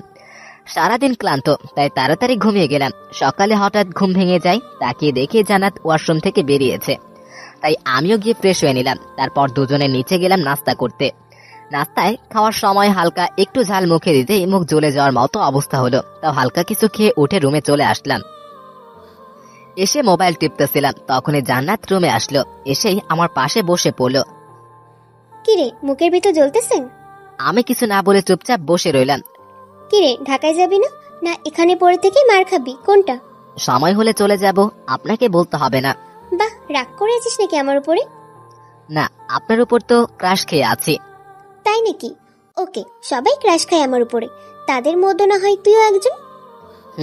তাহলে চলেন। এখন তো ক্রাশ যেহেতু আমার বউ, তাই তাকে একটু আদর করে দেই। রাগে ভিতরটা জ্বলে যাচ্ছে। মানে কি বলতে চাইছিস তুই? জান্নাতের হাত দুটো শক্ত করে চেপে ধরে টান দিয়ে বিছানায় শুইয়ে দিলাম। তারপর আমি আবার পা দিয়ে জান্নাতের পাগুলো চেপে ধরলাম। ওই তুই কি করতেছিস? ক্রাশকে আদর করব। ছেড়ে দে বলতেছি, নালে পরে তোর অবস্থা খারাপ করে দেবো বলে দিলাম। খাটের কোণা থেকে ওড়না নিয়ে জান্নাতের হাতগুলো বেঁধে দিলাম। তারপর গিয়ে দরজাটা লাগিয়ে আসলাম। জান্নাতের মুখে ভয়ের ছাপটা স্পষ্ট দেখতে পাচ্ছি। তারপর বিছানায় উঠে জান্নাতের পেট থেকে শাড়িটা সরিয়ে নিয়ে দিলাম। ওয়াও, কি সুন্দর পেট আপনার। ওই তুই পেটে হাত দিয়েছিস কোন সাহসে? ওকে, হাত দিব না, কিস করব, চলবে? ওই না না। কে শুনে কার কথা? জান্নাতের পেট চেপে ধরে কয়েকটা কিস করলাম। জান্নাত ভয় চোখ বন্ধ করে রেখেছে। এবার আর কোথায় কিস করবো বলেন? ছাড়া পেলে তোকে মেরেই ফেলবো আমি। সারার আগে আমি আপনার যা সম্মান আছে তা সব কেড়ে নিব। কথাটা শুনে জান্নাতের চোখ বড় বড় হয়ে গেল। এবার আমার দিকে মায়াবী চোখে তাকালো। এইভাবে তাকিয়ে লাভ হবে না, কারণ আপনার ডানা না ভাঙলে আপনার ফরফরানি বন্ধ হবে না। আমি চাই তুই এটা কর, কারণ তুই এটা করলে আমার কাছে হেরে যাবি, আর আমি চাই তুই আমার কাছে হেরে যা। ওকে, আজকের মতো ছেড়ে দিলাম, আমিও দেখে নিব আপনাকে। বলেই হাত পায়ের বাঁধনগুলো খুলে দিলাম। জান্নাত কিছু না বলে রুম থেকে চলে গেল। তারপর কিছুদিন বাড়ি থেকে জান্নাতকে ঢাকায় চলে আসলাম। ঢাকায় একটা বাসা ভাড়া নিয়ে নিলাম। পরের দিন দুজনে ভার্সিটিতে যাওয়ার জন্য রেডি হয়ে চলে গেলাম ভার্সিটিতে। সবার সাথে দেখা সাক্ষাৎ করার পর মেহেদি ভাইদের সাথে ক্যান্টিনে বসে আড্ডা দিতে লাগলাম। তখনই জান্নাত তার বান্ধবীকে পাঠালো আমাকে ডাকার জন্য। তারপর উঠে গেলাম জান্নাতের কাছে। গিয়ে দেখি জান্নাতের হাতে একটা পেপার নিয়ে দাঁড়িয়ে আছে। কি হলো, আমাকে ডেকেছেন কেন? এই পেপারে একটা সাইন লাগবে তোর, তাই। কিসের পেপার? তোর আর আমার ডিভোর্স পেপার। এটাতে সাইন করার ঠিক 6 মাস পর আমাদের ডিভোর্স হয়ে যাবে। কি? সাইন কর এটাতে। আমি তো তোকে জারাতে বিয়ে করেছি, তোর কি মনে হয় তোর সাথে সংসার করার জন্য? না, আমি বলেছিলাম 6 মাস বেশি হয়ে যায় না আপু। আর কিছু বলার আগেই জান্নাত ধমক মারলো। ওই চুপ, কে তোর আপু? ওহ সরি, আসলে মুখ ফসকে বের হয়ে গেছে। যতদিন আমাদের মাঝে বিয়ে রিলেশনটা আছে ততদিন আপু ডাকবি না, বলে দিলাম, না হলে সবাই সন্দেহ করবে। ওকে। কি বলেছিলি বল এবার? আসলে 6 মাস এটা তো বেশি সময়। আমি বলছিলাম কি, আমার একজন চেনা উকিল আছে, আপনি চাইলে 3 মাসে ডিভোর্স করাতে পারবো আমি। সাইন করতে করতে কথাটা বললাম। তোর মুক্তি পাওয়া জলদি বেশি, তাই না? এই নেন পেপার। পেপারটা ওনার হাতে ধরিয়ে দিলাম। জান্নাত পেপারটা হাতে নিয়ে ছিঁড়ে ফেললো। তারপর সেগুলো টুকরো টুকরো করে আমার উপর উড়িয়ে দিল। আমি কি 3 মাসেরটার জন্য ট্রাই করব? চুপ, তোর মুক্তি পাওয়া আমি বের করতেছি।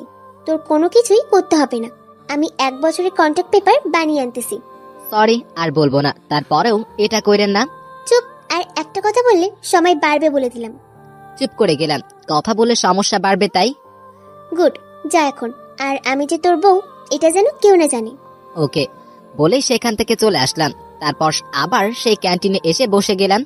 রাগে সারা শরীর দিয়ে আগুন বের হইতেছে। উনি কি পাইছে, বিয়েটা যখন খুশি করবে, আবার যখন খুশি সেটাকে ভেঙে দিবে। ওনার কিছু একটা করতেই হবে, না হলে হবে না। এসব ভেবে ক্লাসে চলে গেলাম। বিকেলে ক্লাস শেষ করে বাইরে ঘুরে ফিরে রাতে নিজের খাবার নিয়ে বাসায় এসে গেলাম। খাওয়া দাওয়া করে এসে দেখি জান্নাত রুমের দরজা খোলা রেখে চাদর মুড়ি দিয়ে শুয়ে আছে। আমি পাশ থেকে চাদর আর বালিশ নিয়ে সোফায় যাওয়ার সময় মনে হলো জান্নাত কাঁপতেছে। কাছে গিয়ে কপালে হাত দিতে দেখি জান্নাতের গায়ে প্রচুর জ্বর। তাড়াতাড়ি গিয়ে বাটিতে একটু পানি আর একটা কাপড় নিয়ে আসলাম। মাথায় জলপট্টি দিয়ে পাশের ক্লিনিকের ডাক্তারকে আসতে বললাম। উনি এসে চেক আপ করে ওষুধ দিয়ে চলে গেলেন। তারপর আমি ওনার পাশে বসে হালকা হালকা জলপট্টি দিতে লাগলাম আর জান্নাতের ঘুমন্ত চেহারাটা দেখতে লাগলাম। আজকে আবার নতুন করে ক্রাশ খেলাম জান্নাতের উপরে। মেয়েটা সত্যি একটা পরী। তার ঘুমন্ত চেহারাটা কেউ একবার দেখলে সে জীবনেও বলবে না জান্নাত যে এতটা বদরাগী। এসব ভাবতে ভাবতে কখন যে ওনার পাশে ঘুমিয়ে গেলাম মনে নেই। সকালে গালে কারো হাত পড়তে জেগে উঠলাম। তাকিয়ে দেখি জান্নাত আমার দিকে অগ্নি চোখে তাকিয়ে আছে। কি হলো, মারলেন কেন? আমাকে জড়িয়ে ধরে ঘুমানোর সাহস পেলে কোথা থেকে?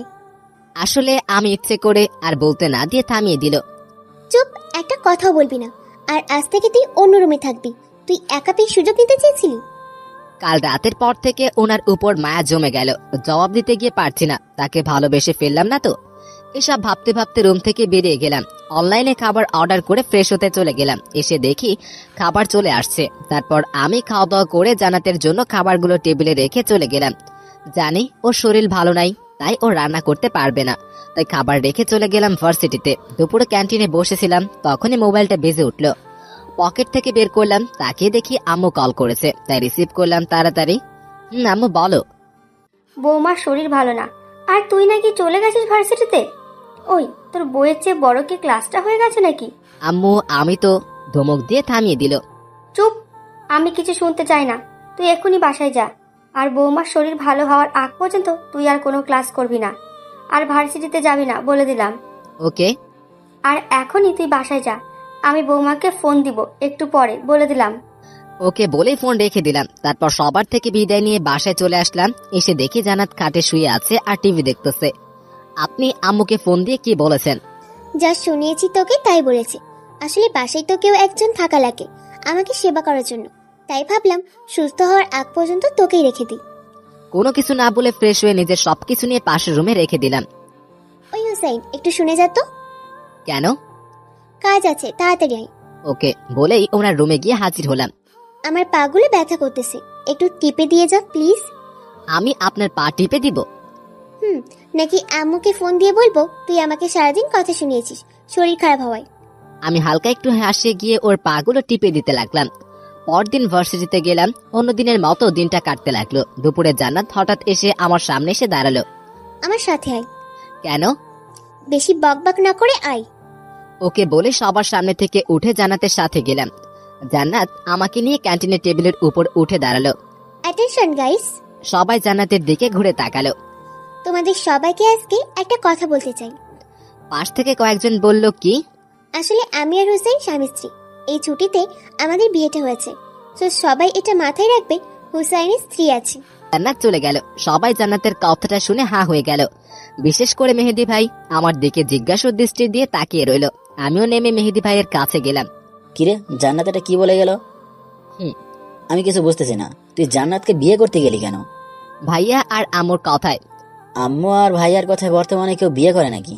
আব্বু মারা যাওয়ার পর আম্মু অনেক কষ্ট করেছে, আমাদেরকে মানুষ করেছে, পাশাপাশি কোম্পানির কাজও করতে হয়েছে। তাই আমি চাইনি তাকে কষ্ট দিতে। আম্মু যা করে আমার ভালোর জন্যই করে। আর আম্মু জান্নাতকে একটু বেশি পছন্দ করেছে। আর এখানে সবকিছু বলেছি আমি, কিন্তু জান্নাত এমন ভাবে প্ল্যান সাজিয়েছিল যে আম্মুর মুখের দিকে তাকিয়ে বিয়েটা করতে হয়েছে। ওকে, আচ্ছা প্রথম থেকে আমাকে সব খুলে বলতো। আর বলো না, সবকিছু খুলে বললাম মেহেদি ভাইকে। সব শুনি উনি মাথায় হাত দিল। এখন ওনার মুখে কোনো কথা নেই। তো এখন কি করবি? ও তো 1 বছরে তোর জীবনটা শেষ করে দেবে। কি করবি এখন? ভাইয়া উনি এই ভার্সিটিতে আছে আর 5 মাস, তাই এই কয়েকটা দিন সাবধানে থাকতে হবে। আচ্ছা তুই বিয়েটা না হয় করেছিস তোর আম্মুর কথা, তাহলে ওর টর্চারগুলো সহ্য করছিস কেন? 2টা কারণে সহ্য করতেছি। কারণগুলো কি কি? প্রথমত আম্মুকে কিছুদিন বুঝতে দেওয়া যাবে না যে জান্নাত আর আমার মাঝে কি চলতেছে। ও, দ্বিতীয় কারণ?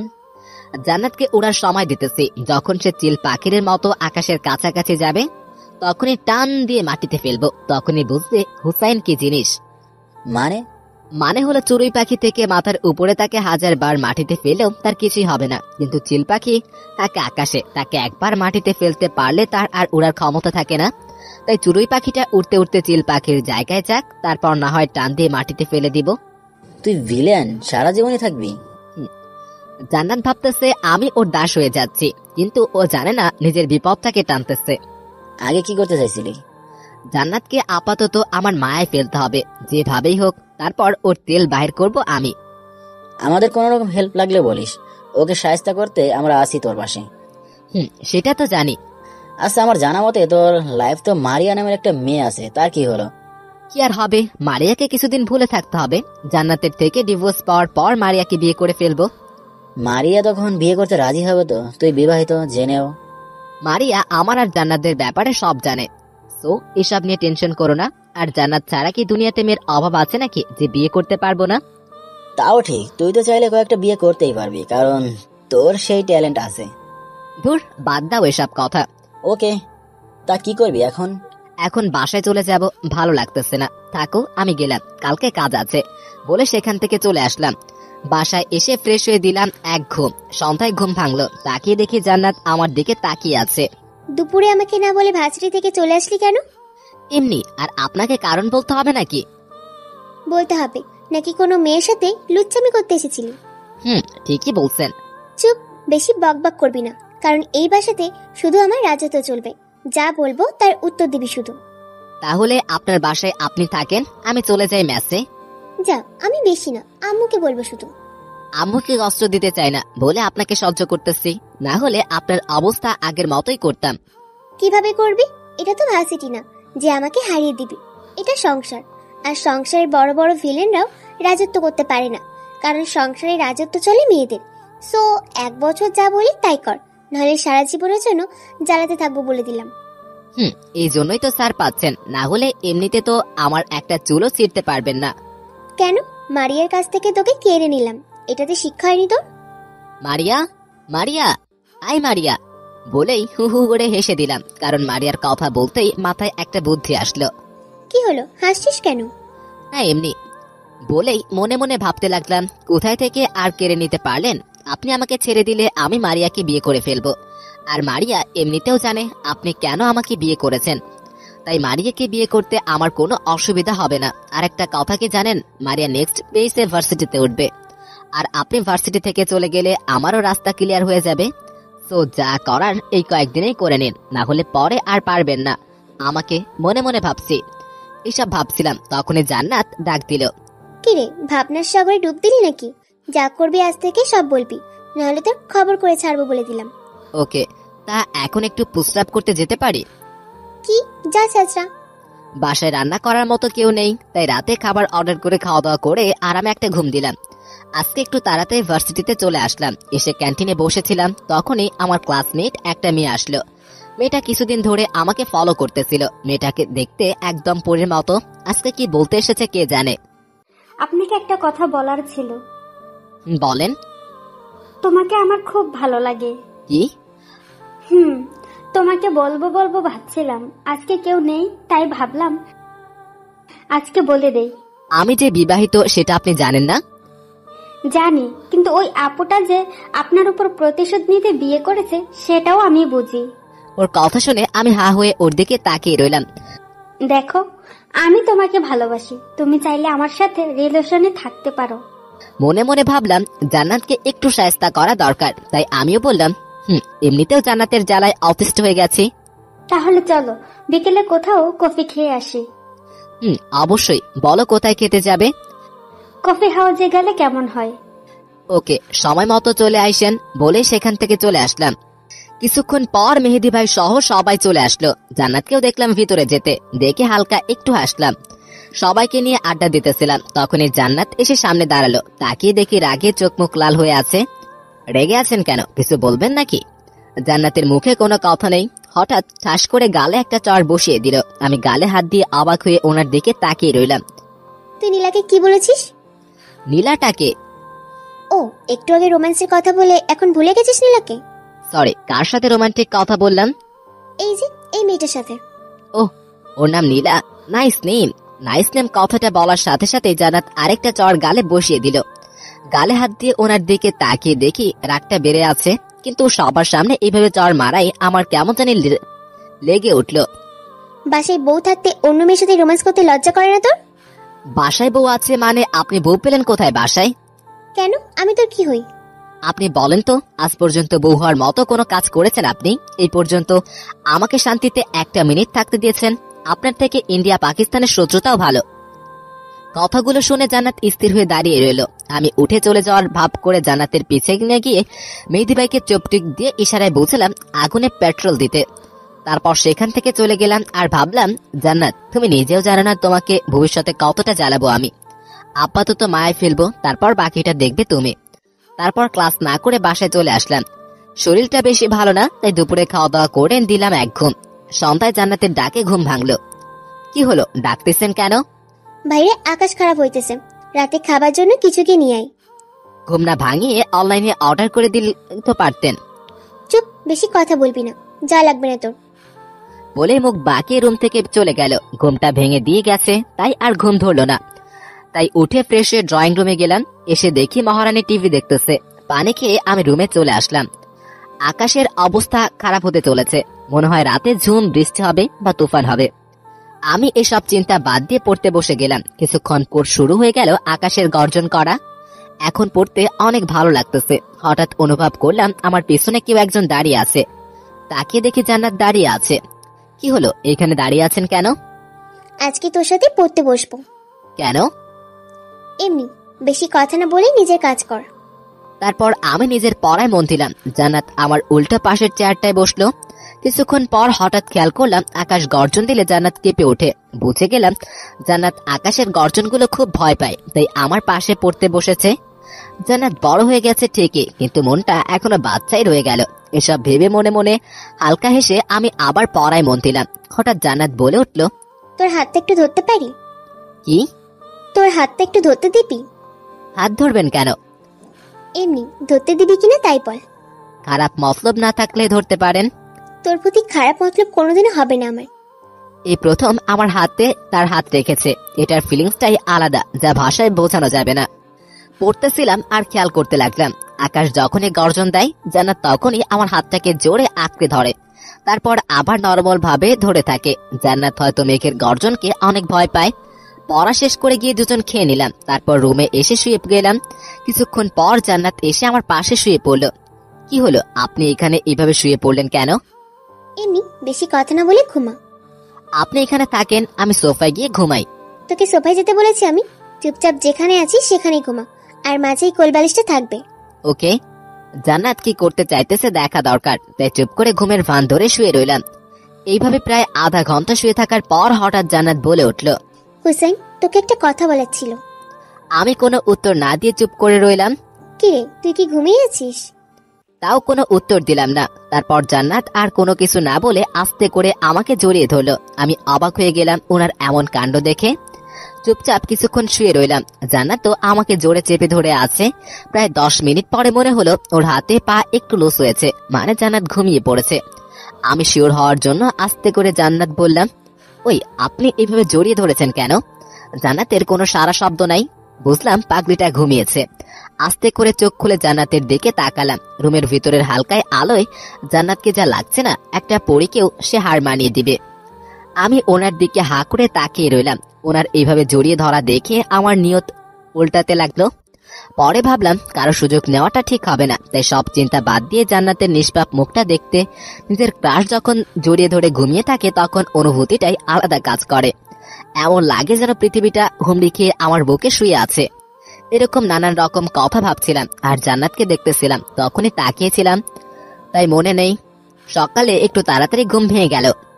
শরীরে কোনো জানে মনে হলো নড়াতে পারতেছি না, মানে হচ্ছে কেউ আমার হাতগুলো বেঁধে রেখেছে। তাই নিজের অবস্থান দেখার জন্য নিজের শরীরের দিকে তাকালাম। তাকে বড় বড় একটা ধাক্কা খেলাম, কারণ জান্নাতের কোল বালিশটা নিচে পড়ে আছে।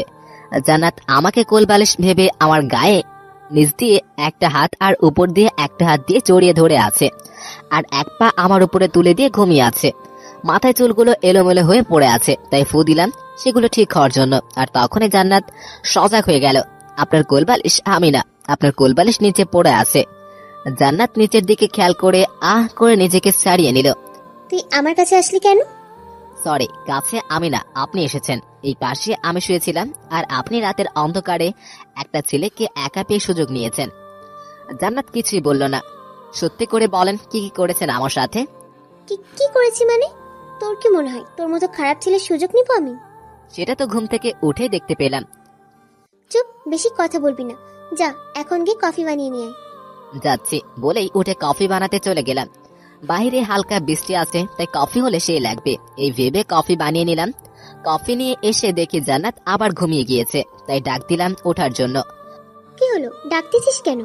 কফি নিয়ে এসেছি, রেখে গেলাম, মনে চাইলে খেয়ে নিয়েন। ভার্সিটিতে আজকে যেতে ভালো লাগতেছে না, তাই কফিটা খেয়ে ফ্রেশ হতে চলে গেলাম। ফ্রেশ হয়ে এসে দেখি জান্নাত কফি খাচ্ছে। তারপর জান্নাত গিয়ে ফ্রেশ হয়ে এসে নিজের মতো করে গল্পের বই পড়তে লাগলো, আর আমি অনলাইনে খাবার অর্ডার করে দিলাম। যেহেতু বৃষ্টির কারণে আর ভার্সিটিতে যাওয়া হয়নি, তাই দিনটা বারান্দায় গিয়ে বসে বসে পার করতে লাগলাম। তখনই মোবাইলে একটা আননোন নাম্বার থেকে কল আসলো, তাই রিসিভ করলাম, কে সেটা জানার জন্য। আসসালামু আলাইকুম। ওয়ালাইকুম আসসালাম, কেমন আছেন? আলহামদুলিল্লাহ, আপনি কে? কালকে প্রপোজ করলাম আর আজকেই ভুলে গেলেন? ওহ নীলা। সরি, কালকে জান্নাত আপু কার সাথে যেন আপনাকে প্রপোজ করার কথাটা শুনে আমাকে নিয়ে যায় আপনার কাছে, তারপর আপনার সাথে এসব সিন ক্রিয়েট করে। জান্নাত তো একটা পাগলি, ওর কথাই আমার খারাপ লাগে না। জান্নাতের তো বুদ্ধি একটু কম। কালকে বিকেলে কফি খেতে আসলেন না কেন? আরে কালকে জান্নাত অনেক প্রেসারে রেখেছিল, তাই আসতে পারেনি। কি বলেন আপনি? ঠিক আছেন তো? আরে হ্যাঁ, ওই ডাইনিটা আমার কিছুই করতে পারেনি। নিজের বউকে কেউ ডাইনি বলে নাকি? এটা বউ না রাক্ষসী বলেই বারান্দায় দরজার দিকে তাকাতেই চোখ কপালে উঠে যায়, কারণ দরজায় জান্নাত দাঁড়িয়ে আছে। কি বলবো ভেবে পাচ্ছি না। তখনই নীলাকে ঝাড়ি দিয়ে বললাম, আমার এটা বউ না রাক্ষসী সেটা কি তোমার থেকে জানতে হবে, ফোন রাখো।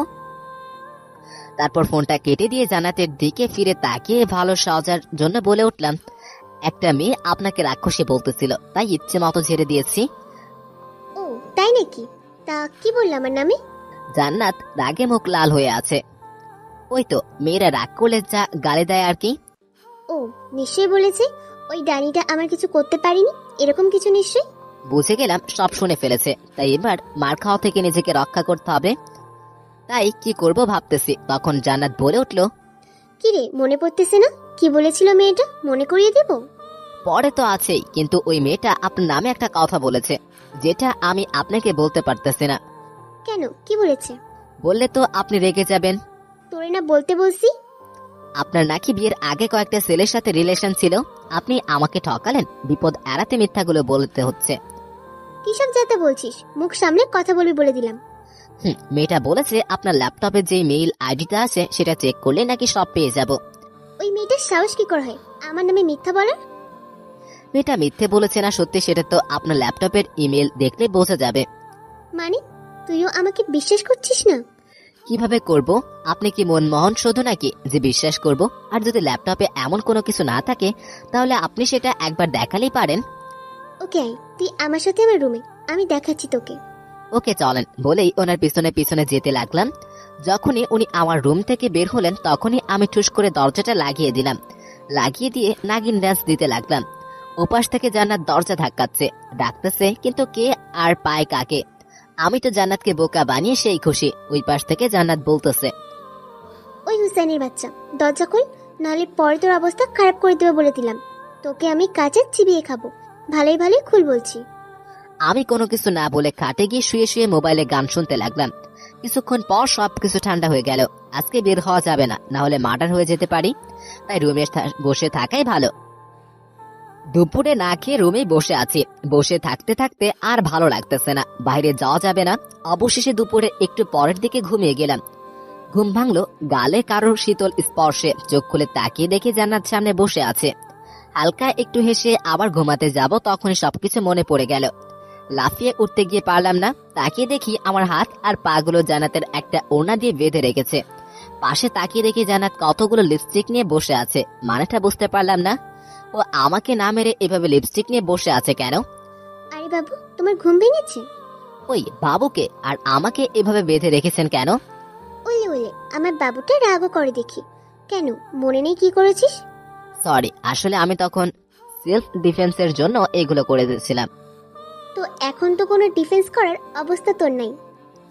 বললাম তো সরি, আগে সবকিছু ভুলে যান প্লিজ। রাক্ষসী আর ডাইনিরা তাদের অপমান সবকিছু এত তাড়াতাড়ি ভুলে যায় না।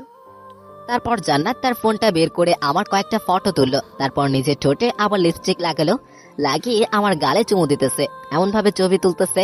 ওই আপনি কি করতেছেন? যা করতেছি চুপচাপ মেনে নে, তাহলে 5 মিনিট পর মুক্ত করে দিব। রাজি থাকলে বল। ওকে। তারপর আমি চুপচাপ শুয়ে রইলাম আর জান্নাত কয়েকটা সেলফি তুলে সব বাঁধন খুলে দিল।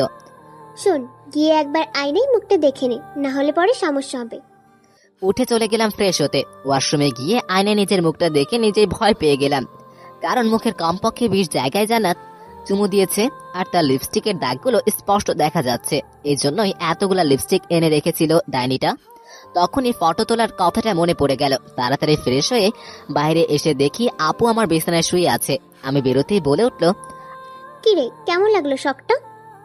আগে বলেন আপনি এতগুলা ছবি তুললেন কেন? আমি আমার বাবুটার ছবিও তুলতে পারবো না? এসব অ্যাক্টিং বাদ দিয়ে আসল কথা বলেন, ছবিগুলো কেন তুলেছেন? যেন কোনো মেয়ে তাকে প্রপোজ করতে না পারে, আর করলেও এগুলো দেখলে মেয়ে যা বোঝার বুঝে যাবে। জান্নাতের কথা শুনে মাথায় হাত দিয়ে ফেললাম। কি ডেঞ্জারাস মেয়ে রে বাবা, ওনার ভিতর তো আগুন ভরা।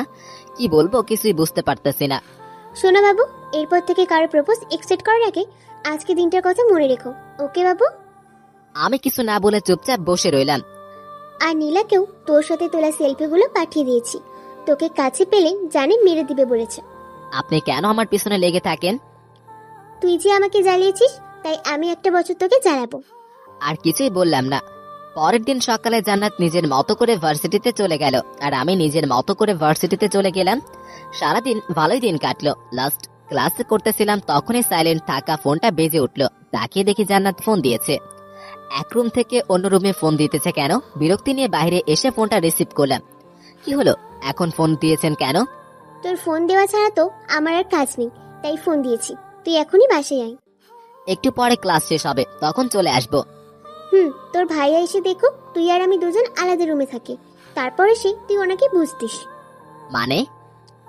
মানে তোর ভাই আজকে আসতেছে ঢাকায়, আর উনি এসে আমাদের এখানে থাকবে। সো তাড়াতাড়ি বাসায় আয়। বলে জান্নাত ফোন কেটে দিল। কি করব কিছুই বুঝতেছি না। তাড়াতাড়ি ভার্সিটি থেকে বাসায় গেলাম। গিয়ে আমার রুমের সবকিছু জান্নাতের রুমে নিয়ে গুছিয়ে রাখলাম। আর জান্নাত পুরো রুমটাকে গুছাতে ব্যস্ত। সবকিছু গুছিয়ে শাওয়ার নিতে চলে গেলাম। শাওয়ার শেষ করে বাইরে আসতেই খেয়াল করলাম জান্নাত কারোর সাথে কথা বলতেছে। বুঝতে বাকি রইল না ভাইয়া চলে এসেছে। রেডি হয়ে বাইরে গিয়ে দেখি ভাইয়া বসে বসে টিভি দেখতেছে আর জান্নাত কফি বানাচ্ছে।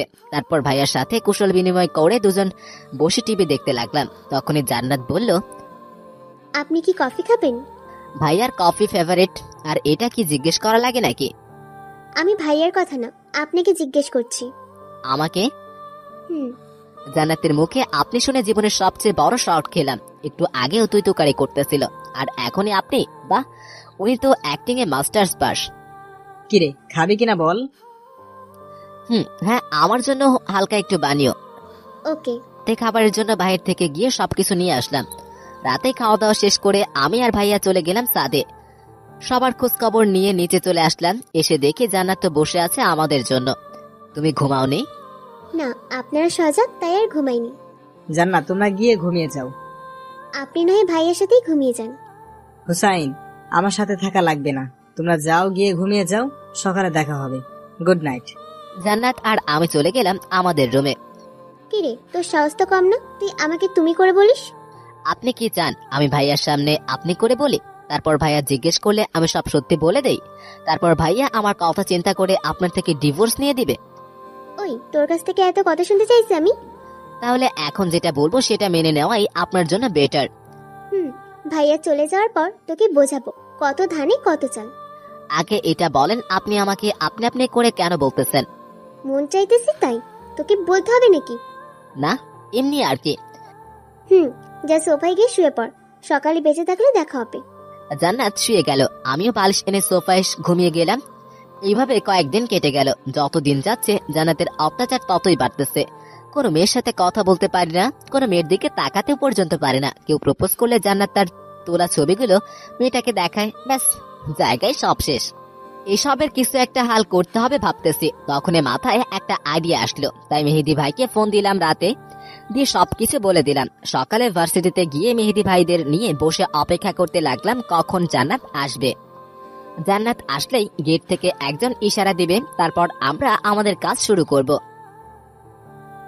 10 মিনিট পর গেট থেকে ইশারা করলো জান্নাত আসতেছে। সবাই জান্নাতের যাওয়ার রাস্তায় উল্টো দিকে মুখ করে বসলাম। জান্নাত আমাদের কাছে আসতে মেহেদি ভাই বলে উঠল, আচ্ছা হোসেন, তুই জান্নাতের এত অত্যাচার সহ্য করছিস কেন? সত্য বলবো নাকি মিথ্যা? সত্যি করে বল। কারণটা হলো আমি জান্নাত আপুকে ভালোবেসে ফেলেছি। কি, তোর মাথা ঠিক আছে? তুই জান্নাতকে ভালোবেসে ফেলেছিস? জান্নাত আপু একটু রাগী, তবে মনটা একদম পবিত্র। ওনাকে পেলে আমার জীবনটা ধন্য হয়ে যাবে। তাই নাকি? তা বলেছিস কখনো জান্নাতকে? তোমার মাথা ঠিক আছে? আপুকে বললে তো উনি আমাকে জানে মেরে দিবে। জান্নাত আমাদের পিছনে আছে কিনা সেটা কনফার্ম হওয়ার জন্য গেটের কাছে থাকা ছেলেটাকে চোখ দিয়ে ইশারা করলাম। ছেলেটা হ্যাঁসূচক উত্তর দিল। ব্যাস, এবার অ্যাক্টিং এ চলে গেলাম। তাহলে এখন কি করবি? কি আর করব, এই কয়েক মাসে যদি উনি আমাকে ভালোবাসে তাহলে বংশের বাতি জ্বলবে, নাহলে কোনো কিছু করার নেই। জান্নাত তো তোর বউ, তুই ওর কাছে স্বামীর অধিকার চাইতেই পারিস। ভাই, এসব অধিকার তখনই আদায় করা যায় যখন স্ত্রী অনুমতি থাকে। তাছাড়া জোর করলে শরীর পাওয়া যাবে, মন পাওয়া যাবে না। আর আমার দরকার তার মনটা। তাও তুই একবার বলে দেখ, কে জানে হয়তো জান্নাত তোকে ভালোবাসে। এটা হতেই পারে না, কারণ উনি শুধু প্রতিশোধ নিতে বিয়েটা করেছে, আর সেখানে আমি ওনাকে ভালোবেসে ফেসে গেছে। মেহেদি ভাই, এখন কি করব বুঝতেছি না। কি আর করবি, আল্লাহ আল্লাহ কর, যেন জান্নাত মনে তোর জন্য জায়গা জমায়। তারপর সবাই মিনিট খানিক চুপ করে থাকার পর ছেলেটা ইশারায় বলল জান্নাত চলে গেছে। ব্যাস, প্ল্যান সাকসেসফুল। তুই এগুলো করতেছিস কেন? একটু আগে উনি আমার দিকে তাকাচ্ছেন না, আর চোখে তাকাচ্ছে। বুঝলাম নজর মিলাতে পারতেছে না, তার মানে প্ল্যান কাজ করেছে। ওহ, তা হঠাৎ কফি নিয়ে আসলেন আমার জন্য কি মনে করে? এমনি মন চাইলে তাই নিয়ে আসলাম। বলেই কফির মগটা আমার হাতে দিয়ে চলে গেল। হালকা হেসে কফি খেতে শুরু করলাম। তারপর এভাবেই কাটতে লাগলো দিনগুলো। কিছুদিন যাওয়ার পর থেকে জান্নাত আপু ভার্সিটিতে যাওয়া বন্ধ করে দেয় পরীক্ষার সামনে। তাই আমিও এটা সুযোগ নেই, আপুকে রুটিন অনুযায়ী ডেকে দেওয়া, ওনার জন্য কফি বানিয়ে দেওয়া, ওনার খাওয়া দাওয়া নিয়ে একটু মাথা ঘামানো, এসব পুরো মনোযোগ দিয়ে করতে লাগলাম। আর তাই কিছুদিন ধরে উনি আমার সাথে কোনো খারাপ আচরণ করেন না। কেমন যেন বদলাতে লাগলেন উনি।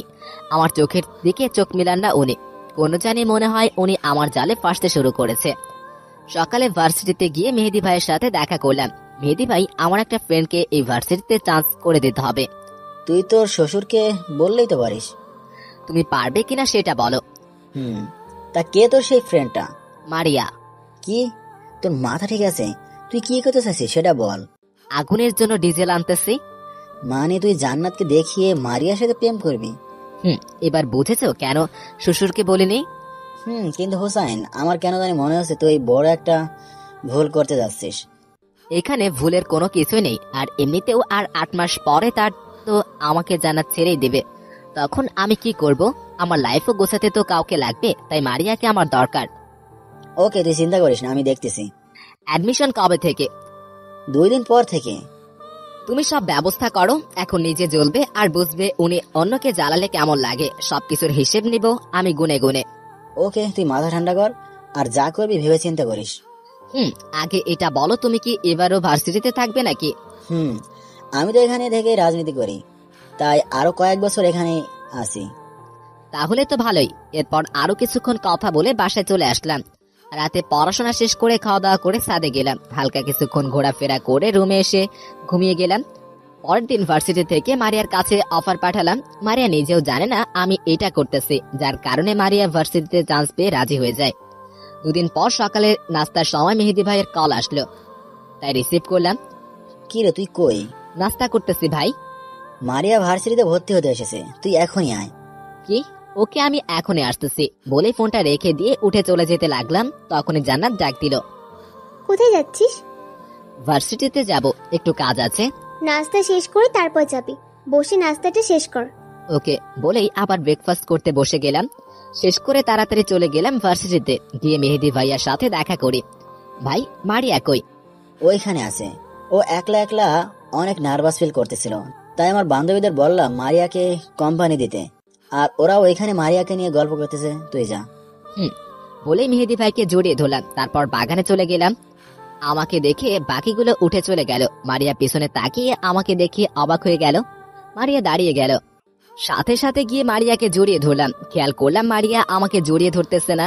বুঝে গেলাম মারিয়ার মাঝে কোনো একটা কাহিনী আছে, তাই সাথে সাথে ছেড়ে দিলাম। ছেলেটা কে যার কারণে আমাকে ভুলে গেলে? মারিয়া মাথা নিচু করে আছে। আচ্ছা বসো এখানে, আর কত অবাক হওয়ার কিছু নেই। তা এবার বলো ছেলেটাকে। তুমি চলে যাওয়ার পর শিয়াম আমাকে মেন্টালি অনেক সাপোর্ট করে। তারপর বাসা থেকে ওর সাথে বিয়ে ঠিক করে আমার। 5 মাসের জন্য সিয়াম দেশের বাইরে গিয়েছে, আসলেই আমাদের বিয়ে হয়ে যাবে। গুড। তা কেমন আছো তুমি মারিয়া? ভালো। মারিয়ার চোখের কোণে হালকা পানি। মারিয়া, তুমি কি আমাকে ভয় পাচ্ছ? মাথা টেনে না করলো। শোনো, আমাকে নিয়ে টেনশন করো না, আমি তোমার কোনো ক্ষতি করব না। তুমি ভালোভাবে পড়ালেখা করো, বন্ধু হওয়ার যাবে তোমার সাথে। কাঁদো কাঁদো অবস্থায় মাথা নেড়ে হ্যাঁ বলল। ওকে, তা বিয়ের সময় আমি কি যেতে পারবো? মানে বিয়ে তো ঠিক হয়ে আছে, বিয়ের সময় দাওয়াত পাবো তো নাকি না খারাপ বলে দাওয়াতই দিবে না? এবার মারিয়া হেসে উঠল। দোয়া করি এই হাসিটা যেন সারা জীবন থাকে। আচ্ছা, আমার কথা বাদ দাও, তোমার সংসার লাইফ কেমন চলতেছে? কার সংসার লাইফ? কেন, তোমার আর জান্নাত আপুর? হালকা হাসলাম ওর কথায়। মারিয়া সব বুঝে গেল। কি হয়েছে একটু ক্লিয়ার করে বলবে প্লিজ? হয়নি এখনো, তবে হবে। আর 8 মাস পরে কি হবে? ডিভোর্স। কি? যা শুনেছ তাই। ডিভোর্স কিসের জন্য দিবে? আর তাহলে তোমাকে বিয়ে করেছিল কেন? তোমার কি মনে হয় জান্নাত আমাকে সংসার করার জন্য বিয়ে করেছে? না, জান্নাত আমার উপর প্রতিশোধ নিতে বিয়েটা করেছিল। তারপর আমাদের মাঝে 1 বছরের একটা কন্ট্রাক্ট হয়, আর সেটার সময় আছে আর মাত্র 8 মাস। তোমার কথা আমি কিছুই বুঝতেছি না। তাহলে শোনো, তারপর প্রথম থেকে সব বললাম মারিয়াকে। এই 6 মাসে এগুলা হয়েছে আমার সাথে। জানি না বাকি 8 মাস কিভাবে যায়। খেয়াল করে দেখি মারিয়ার চোখের কোণে পানিতে টলমল করতেছে, আর মায়া ভরা চোখে আমার দিকে তাকিয়ে রয়েছে। ওহ সরি মারিয়া, আমার গল্প বলে হয়তো তোমাকে দুঃখ দিয়ে ফেলেছি। Sorry sorry. সরি হুসাইন, আমি তোমাকে ভুল বুঝেছিলাম। আরে ধুর, কি বলো? তুমি যাকে পছন্দ করেছো সে নিশ্চয়ই ভালো হবে, চিন্তা করো না। আমাকে নিয়ে আমার কোন একটা গতি হয়ে যাবে। আর এমনিতেও আমার কোনো শিওর নাই, যে কোনো সময় রং বদলে ফেলতে পারি, যেমনটা তোমার সাথে করেছি। মারিয়া এবার আর চোখের পানি আটকাতে পারলো না, হু হু করে কেঁদে উঠলো। ওর মনে ঠিক করা লাগবে, কি করা যায় ভাবতেছি। মারিয়া, আমার একটা কথা রাখবে? বলো। মারিয়া, তুমি তো আর আমার হবে না, প্লিজ আমার একটা হেল্প করে দিলে আমি জান্নাতের উপর আমার সব প্রতিশোধ নিতে পারবো। জান্নাত আপুর উপরে কিসের প্রতিশোধ নিবে তুমি? আর কি রকম হেল্প? জান্নাত যে আমাকে এতটুকু জ্বালিয়েছে সেগুলোর প্রতিশোধ নিব জান্নাতের থেকে। আর হেল্পটার কথা কিভাবে বলবো বুঝতে পারতেছি না। দুজনে কিছুক্ষণ চুপচাপ দাঁড়িয়ে রইলাম, আর মারিয়া আমার দিকে তাকিয়ে রইল। আমাকে প্রেম করার নাটক করতে হবে, তাই তো? মারিয়ার কথা শুনে চমকে উঠলাম। ও আমার মনের কথা কিভাবে বুঝতে পেরে গেল? ও কিভাবে জানলো আমি এটাই বলতাম ওকে? শোনো, জানলাম কিভাবে এটা ভেবো না। আর তুমি এখনো আমার কাছে আগের মতোই আছো।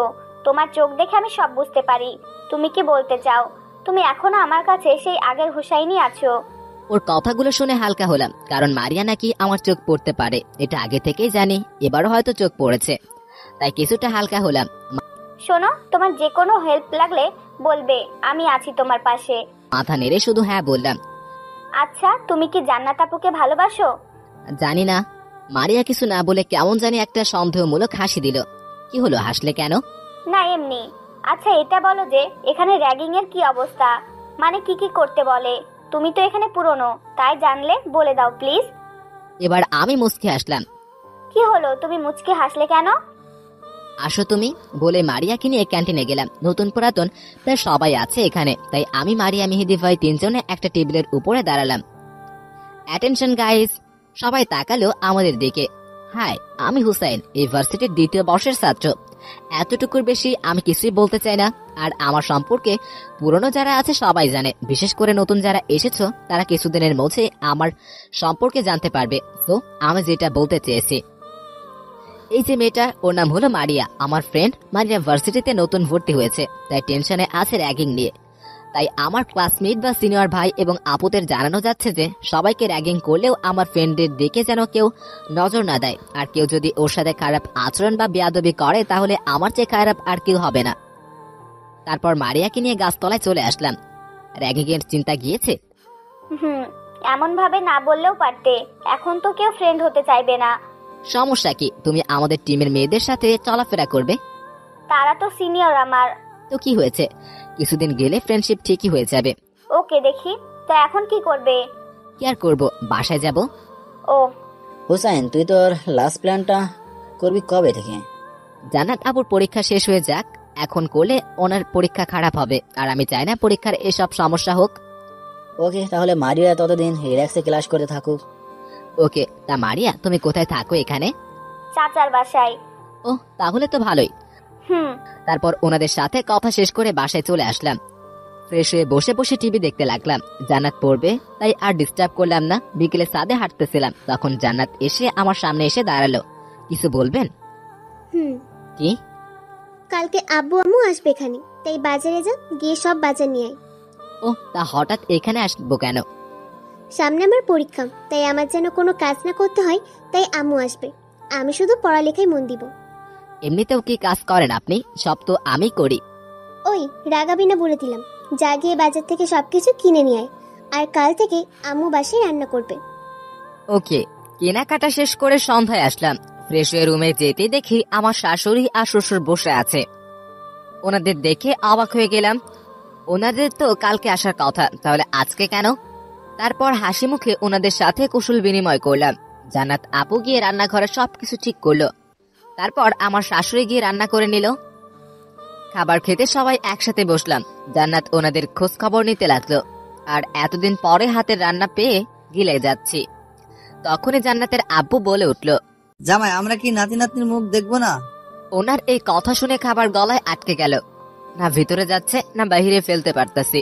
বড় বড় চোখ হয়ে গেল। কি বলবো কিছুই বুঝতেছি না। জান্নাত আপুর দিকে তাকিয়ে দেখি উনিও একইভাবে টাসকে খেয়ে আছেন। তখন পরিস্থিতি স্বাভাবিক করতে বললাম, জি আসলে আপনার মেয়ে চাইতেছে পরীক্ষাটা শেষ হওয়ার পর এসব নিয়ে প্ল্যান করতে। ও তাহলে তো ভালোই। জান্নাতের আপু একটা শান্তির নিঃশ্বাস ফেললো। খাওয়া দাওয়া শেষ করে আমি ঘুমাতে আমার রুমে গিয়ে দেখি রুমে তালা ঝুলছে। তখনই জান্নাতের কাছে আসলাম। আমার রুমে তালা ঝুলতেছে কেন? কেন বুঝতে জানিস না? যা গিয়ে চুপচাপ সোফায় শুয়ে পড়। সোফায় থাকতে সমস্যা হয়। তাহলে চুপ করে খাটে পড়। ভাবলাম যাক এবার শুনি সোফায় থেকে দেখো কত মজা সোফায় থাকাটা। এসব ভেবে আমি শুয়ে পড়লাম, আর উনি তখন পড়তেছিলেন। আমি শুয়ে শুয়ে মোবাইল টিপতেছিলাম। কিছুক্ষণ পর ওনার পড়া শেষ করে এসে আমার পাশে শুয়ে পড়লেন। অবাক হয়ে ওনার দিকে তাকালাম, আবার মনে মনে খুশি হলাম যে ওনার পাশে শুতে পেরে। হঠাৎ মনে পড়লো ওই দিন রাতের কথা। তাড়াতাড়ি শোয়া থেকে উঠে বসলাম। কিরে উঠে গেলি কেন? আমি সোফায় ঘুমাবো। কেন এখনই না বলি সোফায় ঘুমাতে তোর সমস্যায়? আপনার সাথে আমি ঘুমাবো না। আপনি আমাকে কোলবালিশের মতো ব্যবহার করেন। আপনার সাথে ঘুমানোর চেয়ে সোফায় ঘুমানো অনেক ভালো। ওকে, জাগে সোফায় ঘুমা। তারপর বালিশ আর কাঁথা নিয়ে চলে গেলাম সোফায়। তারপর শুয়ে ঘুমিয়ে গেলাম। এভাবে চলে গেল 2 মাস। জান্নাত আপুর পরীক্ষাও শেষ হয়ে গেল। আঙ্কেল আন্টি আজকে বিকেলে চলে যাবে।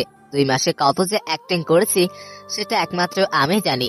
ওনাদের সন্দেহ করার সুযোগই দেয় নাই। সকালে বের হলে সন্ধ্যায় বাসায় ফিরতাম। এদিকে এই 2 মাসে মারিয়ার সাথে খুব ভালো ফ্রি হয়ে গেছে।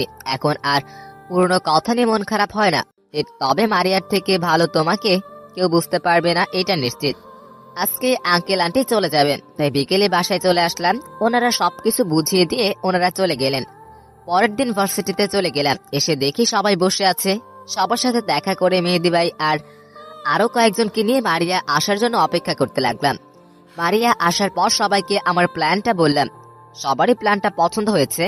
প্ল্যানের মূলটা হলো একটা কাপল কন্টেস্ট হবে। যে উইনার হবে তাদেরকে আমাদের টিমের পক্ষ থেকে 1 লক্ষ টাকা পুরস্কার দেওয়া হবে। সবাই বয়ফ্রেন্ড আর গার্লফ্রেন্ড এটাতে জয়েন করতে পারে। কে কাকে কতটা ভালোবাসে এটার পরীক্ষা হবে। একদিনেই খেলাটা শেষ করা হবে। এতটুকু বলেই বাকিটা প্ল্যানটার পরে জানতে পারবে। প্ল্যান শেষ করে ক্লাস করলাম না, বাসায় গিয়ে অনেক কাজ আছে। বিকেল হওয়ার জন্য অপেক্ষা করতে লাগলাম। বিকেলে জান্নাত আপুকে একটা চমক দেখাবো।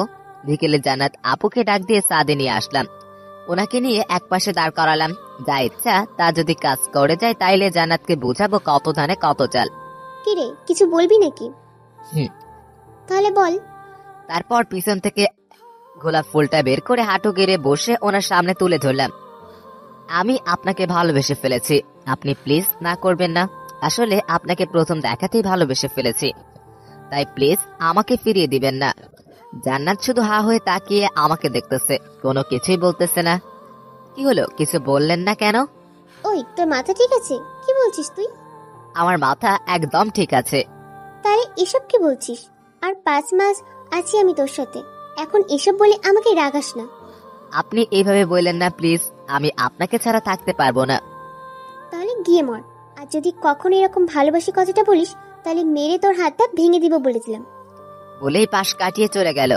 আর আমি দাঁড়িয়ে মনে মনে হাসতে লাগলাম। যাক, প্ল্যানটা কাজে দিয়েছে। তারপর আবার মন খারাপের ভান ধরে রুমে চলে আসলাম। রাতে কেউ কারোর সাথে কথা বললাম না, খাওয়া দাওয়া করে যে যার মতো শুয়ে পড়লাম। পরের দিন ভার্সিটিতে যাওয়ার পর সবাই মিলে অনুষ্ঠানের দিন তারিখটা ঠিক করলাম। ঠিক 15 দিন পর অনুষ্ঠানটা অনুষ্ঠিত হবে। এইভাবে আরো 7 দিন চলে গেল। জান্নাতের সাথে এখন আর কথা বলি না। উনি কেমন যেন চুপচাপ হয়ে থাকেন সারাদিন, তাই আমিও কিছু বলি না। ভার্সিটিতে গিয়ে বললাম আজ থেকে আমাদের প্ল্যানটা শুরু করব, বলেই বাসায় চলে আসলাম। এসে দেখে জান্নাত আপু ড্রয়িং রুমে বসে টিভি দেখতেছেন, তাই আমি ফ্রেশ হয়ে এসে ওনার পাশের সোফায় বসে টিভি দেখতে লাগলাম। মোবাইল থেকে মারিয়াকে একটা কল দেওয়ার জন্য মেসেজ দিয়ে মোবাইলটা রেখে আমি ছাদে চলে গেলাম। গিয়ে মনের আনন্দে গান গাইতে লাগলাম। একটু পরে বাসায় গেলেই শুরু হবে যত সব কাহিনী। প্রায় 15 মিনিট পর ছাদ থেকে বাসায় গেলাম। গিয়ে দেখি জান্নাত আপু রেগে আগুন হয়ে আছে। আমি গিয়ে কিছু না বুঝার ভান করে আবার টিভি দেখতে লাগলাম। কিছুক্ষণ রাগি চোখে আমার দিকে তাকিয়ে থেকে জান্নাত আপু বলে উঠল, হুসেন, মারিয়া কি আমাদের ভার্সিটিতে ভর্তি হচ্ছে? অবাক হওয়ার ভান ধরে ওনার দিকে তাকালাম। তারপর মাথা নেড়ে হ্যাঁ বললাম। তোর আর মারিয়ার মাঝে কি চলতেছে? কি আবার চলবে? মারিয়া আর আমার মাঝে আগে যেটা ছিল এখন সেটাই চলতেছে। মানে? মানেটা জানেন না আপনি? তুই মারিয়ার নাম্বার কি দিয়ে সেভ করেছিস? যেটা মন চায় সেটা দিয়ে। আর আপনি আমার ফোন ধরলেন কেন? মোবাইল রেখে হারিয়ে গেছিলি, আর এদিকে তোর মোবাইল বাজতেছিল, তাই রিসিভ করতে হয়েছিল।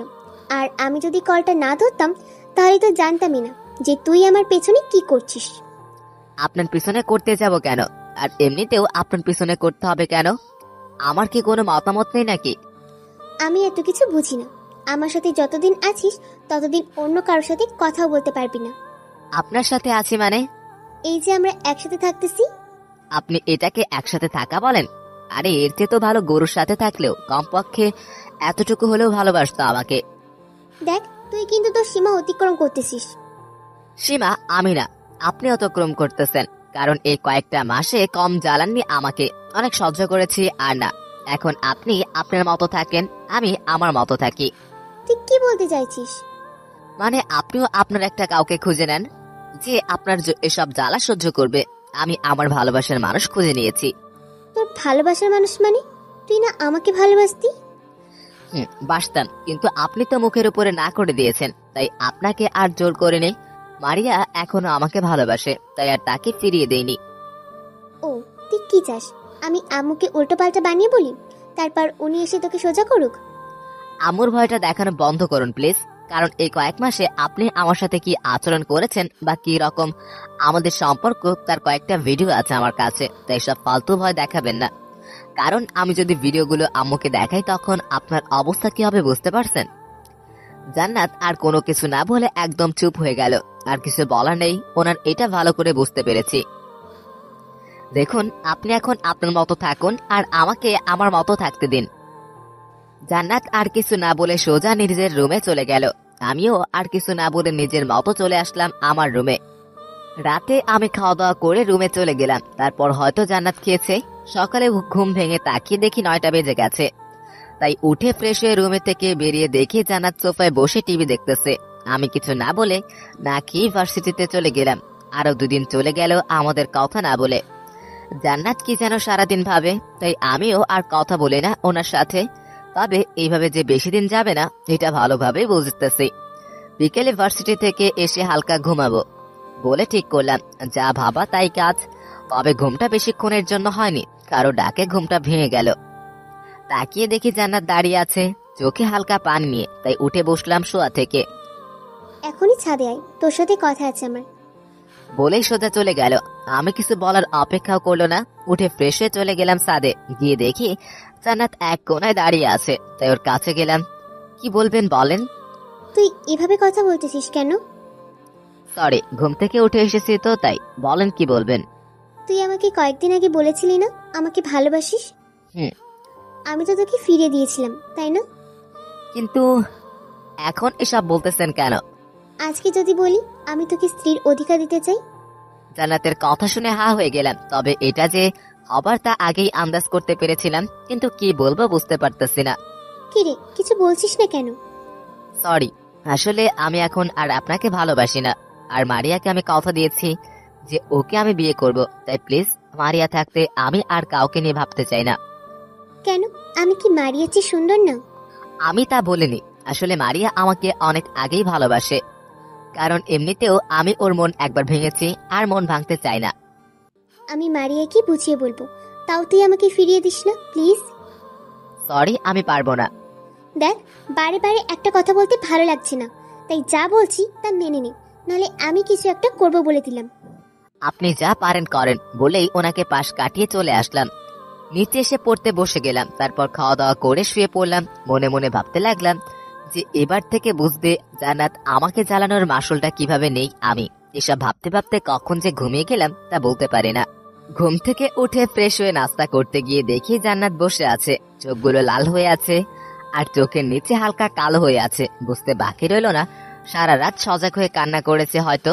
জান্নাতের দিকে খেয়াল না করে আমি চলে গেলাম ভার্সিটিতে। তারপর সবাইকে কালকের ঘটনাটা বললাম। তারপর ক্লাস শেষ করে সবার সাথে আড্ডা দিতে দিতে লেট হয়ে গেল। তাই লেট করে বাসায় চলে আসলাম। ফ্রেশ হয়ে এসে দেখি জান্নাত গল্পের বই পড়তেছে। আমি এসে ওনার পাশের সোফায় বসে গেলাম। এখনো চোখগুলো ফোলা আছে আর কালো দাগগুলো স্পষ্ট হচ্ছে। হঠাৎ জান্নাত বলে উঠল, কিরে, এত দেরি হলো যে? সারাদিন কোথায় ছিলি? ক্লাস শেষ করে মারিয়াকে নিয়ে একটু ঘুরতে গিয়েছিলাম, তাই আসতে দেরি হয়ে গিয়েছিল। জান্নাতের শান্ত মুখটা নিমেষেই লাল হয়ে গেল। ঘরে বউ থাকতে তুই বাইরে মেয়ে নিয়ে ঘুরতে যাস, লজ্জা করে না? সরি, আপনি আমার বউ না, আমাদের কন্ট্রাক্টে বিয়ে হয়েছে, তাই এসব ফাউল কথা বলবেন না। দেখ, আমাকে রাগাবি না, তাহলে যে আমি কি করব তা নিজেও জানি না। আপনি কি করবেন সেটা আমার দেখার ব্যাপার না, যা করার করেন গিয়ে। আমি তোকে সোজা করে ফেলবো বলে দিলাম। আপনি আমার কিছুই করতে পারবেন না, তাই ভয় দেখানো বন্ধ করুন। এক ছিল আম্মুর কাছে নালিশ দেওয়া, তাও বন্ধ করে দিলাম আমি। ঠিক বলেছিস, তোর ক্ষতি করব না, করার পর বুঝবি কার ক্ষতি করেছি। মানে? মানেটা তোকে বলতে যাব কেন? আপনাকে বলতে হবে না। আপনি আর কিছু বলার আগেই আমার ফোনটা বেজে উঠলো। তাকে দেখি মারিয়া ফোন দিয়েছে। মনে মনে খুশি হলাম। যাক, এবার জান্নাতকে একটু জ্বালিয়ে নেই। কলটা ধরলাম। হ্যাঁ বেবি, বলো। হুসাইন, জান্নাত কি সামনে বসে আছে নাকি? বেবি, তোমাকে আমি অনেক ভালোবাসি। তাকে দেখে জান্নাতের চোখগুলো রাগে লাল নীল হলুদ রং ধারণ করতেছে আর আমাকে কাঁচা খেয়ে যাবে এমন মনে হচ্ছে। আমি সেদিকে পাত্তা না দিয়ে নিজের মতো করে কথা বলতে লাগলাম। ও, তা কালকে ভার্সিটিতে একটু তাড়াতাড়ি আইসো, কাজ আছে। ওকে, তুমি চাইলে রিহার্সেল বাসায় করতে পারি। যেভাবে হোক এই কাউন্টারকে জিততে হবে আমাদের। তাড়াতাড়ি আইসো, রাখি, bye. Okay bye, love you বলে ফোনটা রেখে দিলাম। এদিকে জান্নাত রাগের শেষ সীমানায় পৌঁছে গেছে। কখন যে কি বলে ফেলে কে জানে। তুই কিসের কনসার্টের কথা বলছিলি রে? ভার্সিটিতে একটা নতুন কন্টেস্ট হচ্ছে, ওইটার নাম কি? Best couple of the year. মানে এমন কোনো কন্টেস্ট তো নেই আমাদের ভার্সিটিতে। ছিল না, কিন্তু এবার হয়েছে আর আমিও এটাতে জয়েন হয়েছি। তোর পার্টনার কে? এবার মাই লাভ মারিয়া। জান্নাত রাগে ফেটে যাচ্ছিল, তাও কিছু না বলে নিজের রুমে চলে গেল। সকালে ফোনের আওয়াজে ঘুম ভাঙলো। তাকে দেখি মেহেদি ভাইয়ের ফোন এসেছে, তাই ফোনটা রিসিভ করলাম। হোসাইন, তুই কোথায়? এখনই ভার্সিটি যায়। কেন, কি হয়েছে? আয়, তারপর বলতেছি, তাড়াতাড়ি আয়। উঠে ফ্রেশ হয়ে রেডি হয়ে বাইরে হতেই দেখি জান্নাত আমাকে দেখে মিটমিটে হাসতেছে। ওদিকে নজর না দিয়ে আমি সোজা চলে গেলাম ভার্সিটিতে। মারিয়া মাথাটা নিচু করে বসে আছে আর মেহেদি ভাইয়ের মুখে চিন্তার ছাপ ফুটে আছে। কি হয়েছে মারিয়া? মারিয়াকে ভার্সিটি থেকে টিসি দিয়ে বের করে দিয়েছে। কেন? জান্নাত হয়তো কোনো কিছু বলেছে ওর বাবার কাছে। আর কোনো কিছু না বলে মারিয়াকে নিয়ে সোজা চলে গেলাম প্রিন্সিপাল স্যারের রুমে। স্যার, মারিয়াকে বের করে দেওয়ার কারণটা কি? দেখো, তোমার শ্বশুর বলাতে আমাকে করতে হয়েছে, এটা আমি কিছুই জানি না। ওকে, ফোনটা বের করে জান্নাতের আব্বুকে ফোন দিলাম। রিং হওয়ার একটু পর ধরলো। হ্যাঁ বাবা, বলো। আপনি এখনই আমার বাসায় গিয়ে জান্নাতকে নিয়ে ভার্সিটিতে আসেন, 1 ঘন্টার ভিতরে আসেন বলেই ফোনটা কেটে দিলাম। তারপর গিয়ে সবার সাথে বসে রইলাম ক্যান্টিনে। ঘন্টাখানেক পর পিয়ন এসে ডেকে গেল প্রিন্সিপালের রুমে যাওয়ার জন্য। মারিয়াকে নিয়ে চলে গেলাম প্রিন্সিপালের রুমে। জান্নাত আর ওর আব্বু বসে আছে। আঙ্কেল, মারিয়াকে ভার্সিটি থেকে বের করে দেওয়া হয়েছে কেন জানতে পারি? জান্নাত বলেছে ওর নাকি কি সমস্যা আছে, তাই বের করে দিতে বললো। তাই আমি ওকে এখান থেকে অন্য ভার্সিটিতে ট্রান্সফার করার ব্যবস্থা করছি। জান্নাত, তোমার সাথে আমার কথা আছে, একটু ওই রুমে আসো বলে মারিয়া আর আমি পাশের রুমে চলে গেলাম। কিছুক্ষণ পর জান্নাত আসলো। তুই ডাকলে কিন্তু সেই লাগে, তা জানিস? মজা নিচ্ছেন? হুম। আচ্ছা, সোজা কথায় আসি। আপনি যদি মারিয়াকে ভার্সিটি থেকে বের করে দেন তাহলে আমিও ওর সাথে চলে যাব। শুধু ভার্সিটি থেকে না, আপনার লাইফ থেকেও চলে যাব। পরে কাউকে কিছু বলতেও পারবেন না। জান্নাত আমার কথা শুনে হা করে আমার দিকে তাকিয়ে রইল। চোখের কোণে পানি জমে টলটল করতেছে। হয়তো এখনই বৃষ্টি নামবে। দেখুন, এই 5 মাস আছে, এটা যদি আপনি আমার সাথে থাকতে চান তাহলে মারিয়াকে ভার্সিটিতে শান্তিতে থাকতে দিন, না হলে দেখবেন মারিয়ার সাথে আমিও উধাও। ভেবে দেখেন কি করবেন। বলেই মারিয়াকে নিয়ে সেখান থেকে ক্যান্টিনে এসে পড়লাম। বিকেলে মারিয়াকে প্রিন্সিপাল স্যার ডেকে নিয়ে টিসি এর সবকিছু ক্যান্সেল করে দেয়। সন্ধ্যায় বাসায় গিয়ে কয়েকবার কলিং বেল দেওয়ার পরেও দরজা খুললো না, তাই বাধ্য হয়ে চাবি দিয়ে দরজা খুলে ভিতরে গেলাম। ভিতরে গিয়ে জান্নাতের রুমে উকি দিয়ে দেখি জান্নাত ঘুমাচ্ছে। জান্নাতের ঘুমানো চেহারা অনেক সুন্দর, তাই এইটা দেখার জন্য একবার ওর রুমে গেলাম।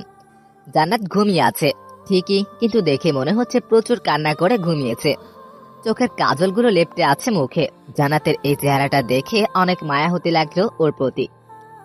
এইভাবে কিছুক্ষণ ওর প্রতি তাকিয়ে থেকে রুমে গিয়ে ফ্রেশ হয়ে নিলাম। তারপর ছাদে গিয়ে ঘোরাফেরা করে রুমে চলে আসলাম। এসে দেখি জান্নাত কারোর সাথে কথা বলতেছে। আমাকে দেখেই আমার দিকে ফোনটা বাড়িয়ে দিল। তাকিয়ে দেখি আম্মু কল দিয়েছে। হ্যালো আম্মু, বলেন। তোরা বাড়িতে আসবি কবে? কেন, কোনো কাজ আছে নাকি? তোর ভাবি তো মা হতে চলেছে, তাই একবার জান্নাতকে নিয়ে এসে দেখে যা তোর ভাবিকে। আম্মু, আমার তো ক্লাসে এক্সাম চলতেছে, আমি জান্নাতকে পাঠিয়ে দিচ্ছি। ও গিয়ে না হয় কিছুদিন ভাবির খেয়াল রাখুক। বৌমা একা আসবে মানে? তুই পরীক্ষা শেষ হলে বৌমাকে সঙ্গে নিয়ে একেবারে আসবি। আমার পরীক্ষা শেষ হতে আরো 15 দিন লাগবে। তখনই না হয় বৌমাকে নিয়ে একেবারে আসবি। ভালো থাকিস। ওকে বলে ফোনটা কেটে দিলাম। আমি চলে গেলে তুই শান্তিতে থাকতে পারবি, তাই তো? বলে রুমে চলে গেলাম। এইভাবে চলে গেল আরো 10 দিন। জান্নাত মুখ বুঝে এখন আমার সব কথা শুনে। জান্নাতকে দেখানোর জন্য মারিয়াকেও বাসায় নিয়ে আসি, আর জান্নাত কিছু বলতে না পেরে শুধু কান্না করে। এগুলো দেখে আমি নিজের মনের সব কষ্ট আর দূর করি। জান্নাত দেখলে এমন মায়া হয়, কিন্তু পুরনো কথাগুলো মনে হলে সবকিছু ভুলে যাই। বিকেলে ক্লাস শেষ করে ভার্সিটিতে বসে সবাই আড্ডা দিতেছিলাম। তখনই মারিয়া বলে উঠল, হুসাইন, তুমি এবার জান্নাত আপুকে মেনে নাও। আপুর কি অবস্থা হয়েছে, কেঁদে কেঁদে দেখেছো একবার? ও হ্যালো, আমাকে 8 মাস জ্বালিয়েছে, আর আমি তো মাত্র 1 মাস। এত তাড়াতাড়ি হুসাইন কাউকে ক্ষমা করে না। তুমি দেখেছো জান্নাত আপু কতটা শুকিয়ে গেছে? উনি ওনার ভুলটা বুঝতে পেরেছে, আর যে তার নিজের ভুলটা বুঝতে পারে তাকে ক্ষমা করে দেওয়া মহৎ গুণ। মারিয়া প্লিজ, জান্নাত আরো কিছুদিন জলে নেই, তারপর না হয় বলবো। তাহলে এটা অনেক কম হয়ে যাবে। কয়েকদিন পরে না হয় জান্নাতকে সব বলে দিব। তোমাকে কিছুই বলতে হবে না, সময় হলে আমি জান্নাত আপুকে সব বলে দিব। ওকে, কিন্তু আরো কিছুদিন এইভাবে চলার পর বলবো। ওকে, তা তোমার না গ্রামে যাওয়ার কথা, কবে যাবে? কাল বিকেলে গিয়ে ভাবিকে দেখে আসবো ভাবতেছি, আর কিছুদিন থেকেও আসবো। ওকে, বেস্ট অফ লাক। আরো কিছুক্ষণ গল্প করে বাসায় চলে আসলাম। পরের দিন বিকেলে জান্নাতকে নিয়ে বাসায় চলে আসলাম। সবার সাথে কথা শেষ করে রুমে গিয়ে ফ্রেশ হয়ে নিলাম। রাতে সবাই একসাথে খেতে বসলাম। তখনই ভাইয়া বলে উঠলো, হুদা, তোকে তো চাচা বানিয়ে দিলাম, এবার বল আমি আমার ভাতিজার মুখ কবে দেখবো? ভাইয়ার কথা শুনে কি বলবো বুঝতেছি না। শালার বেবি তো দূরের কথা, আজ পর্যন্ত থাপ্পড় ছাড়া আর কিছুই পাইনি। এসব ভাবতেছিলাম, তখনই জান্নাত বলে উঠলো, খুব তাড়াতাড়ি পেয়ে যাবেন ভাইয়া। যাক, আলহামদুলিল্লাহ। যাক, প্রাণে বেঁচে গেলাম। খাওয়া দাওয়া করে আমি রুমে গেলাম। কিছুক্ষণ পর জান্নাত এসে লাইট অফ করে আমার পাশে শুয়ে পড়লো। আমি উঠে সোফায় চলে যেতে লাগলাম। তখনই জান্নাত বলে উঠলো, ভাইয়া কি বলেছি শুনিসনি? কখন? ওনাকে যে একটা ভাতিজা এনে দিতে বলেছে, তুই শুনিসনি? শুনেছি। তো কি করব আমি? তুই চাইলে কিন্তু আমরা ওনার ইচ্ছাটা পূরণ করতে পারি। প্লিজ এসব নাটকের কথা আমার সামনে বলবেন না। আমি আপনাকে আগেই আমার ডিসিশন শুনিয়ে দিয়েছি, তাই এসব ফাউল কথা বলবেন না প্লিজ। জান্নাত আর কিছুই বলল না। আমি কথা আর বালিশ নিয়ে চলে গেলাম সোফায়, তারপর ঘুমানোর চেষ্টা করতে লাগলাম। কিছুক্ষণ পর কানে কারো চাপা কান্নার আওয়াজ হালকা শুনতে পেলাম।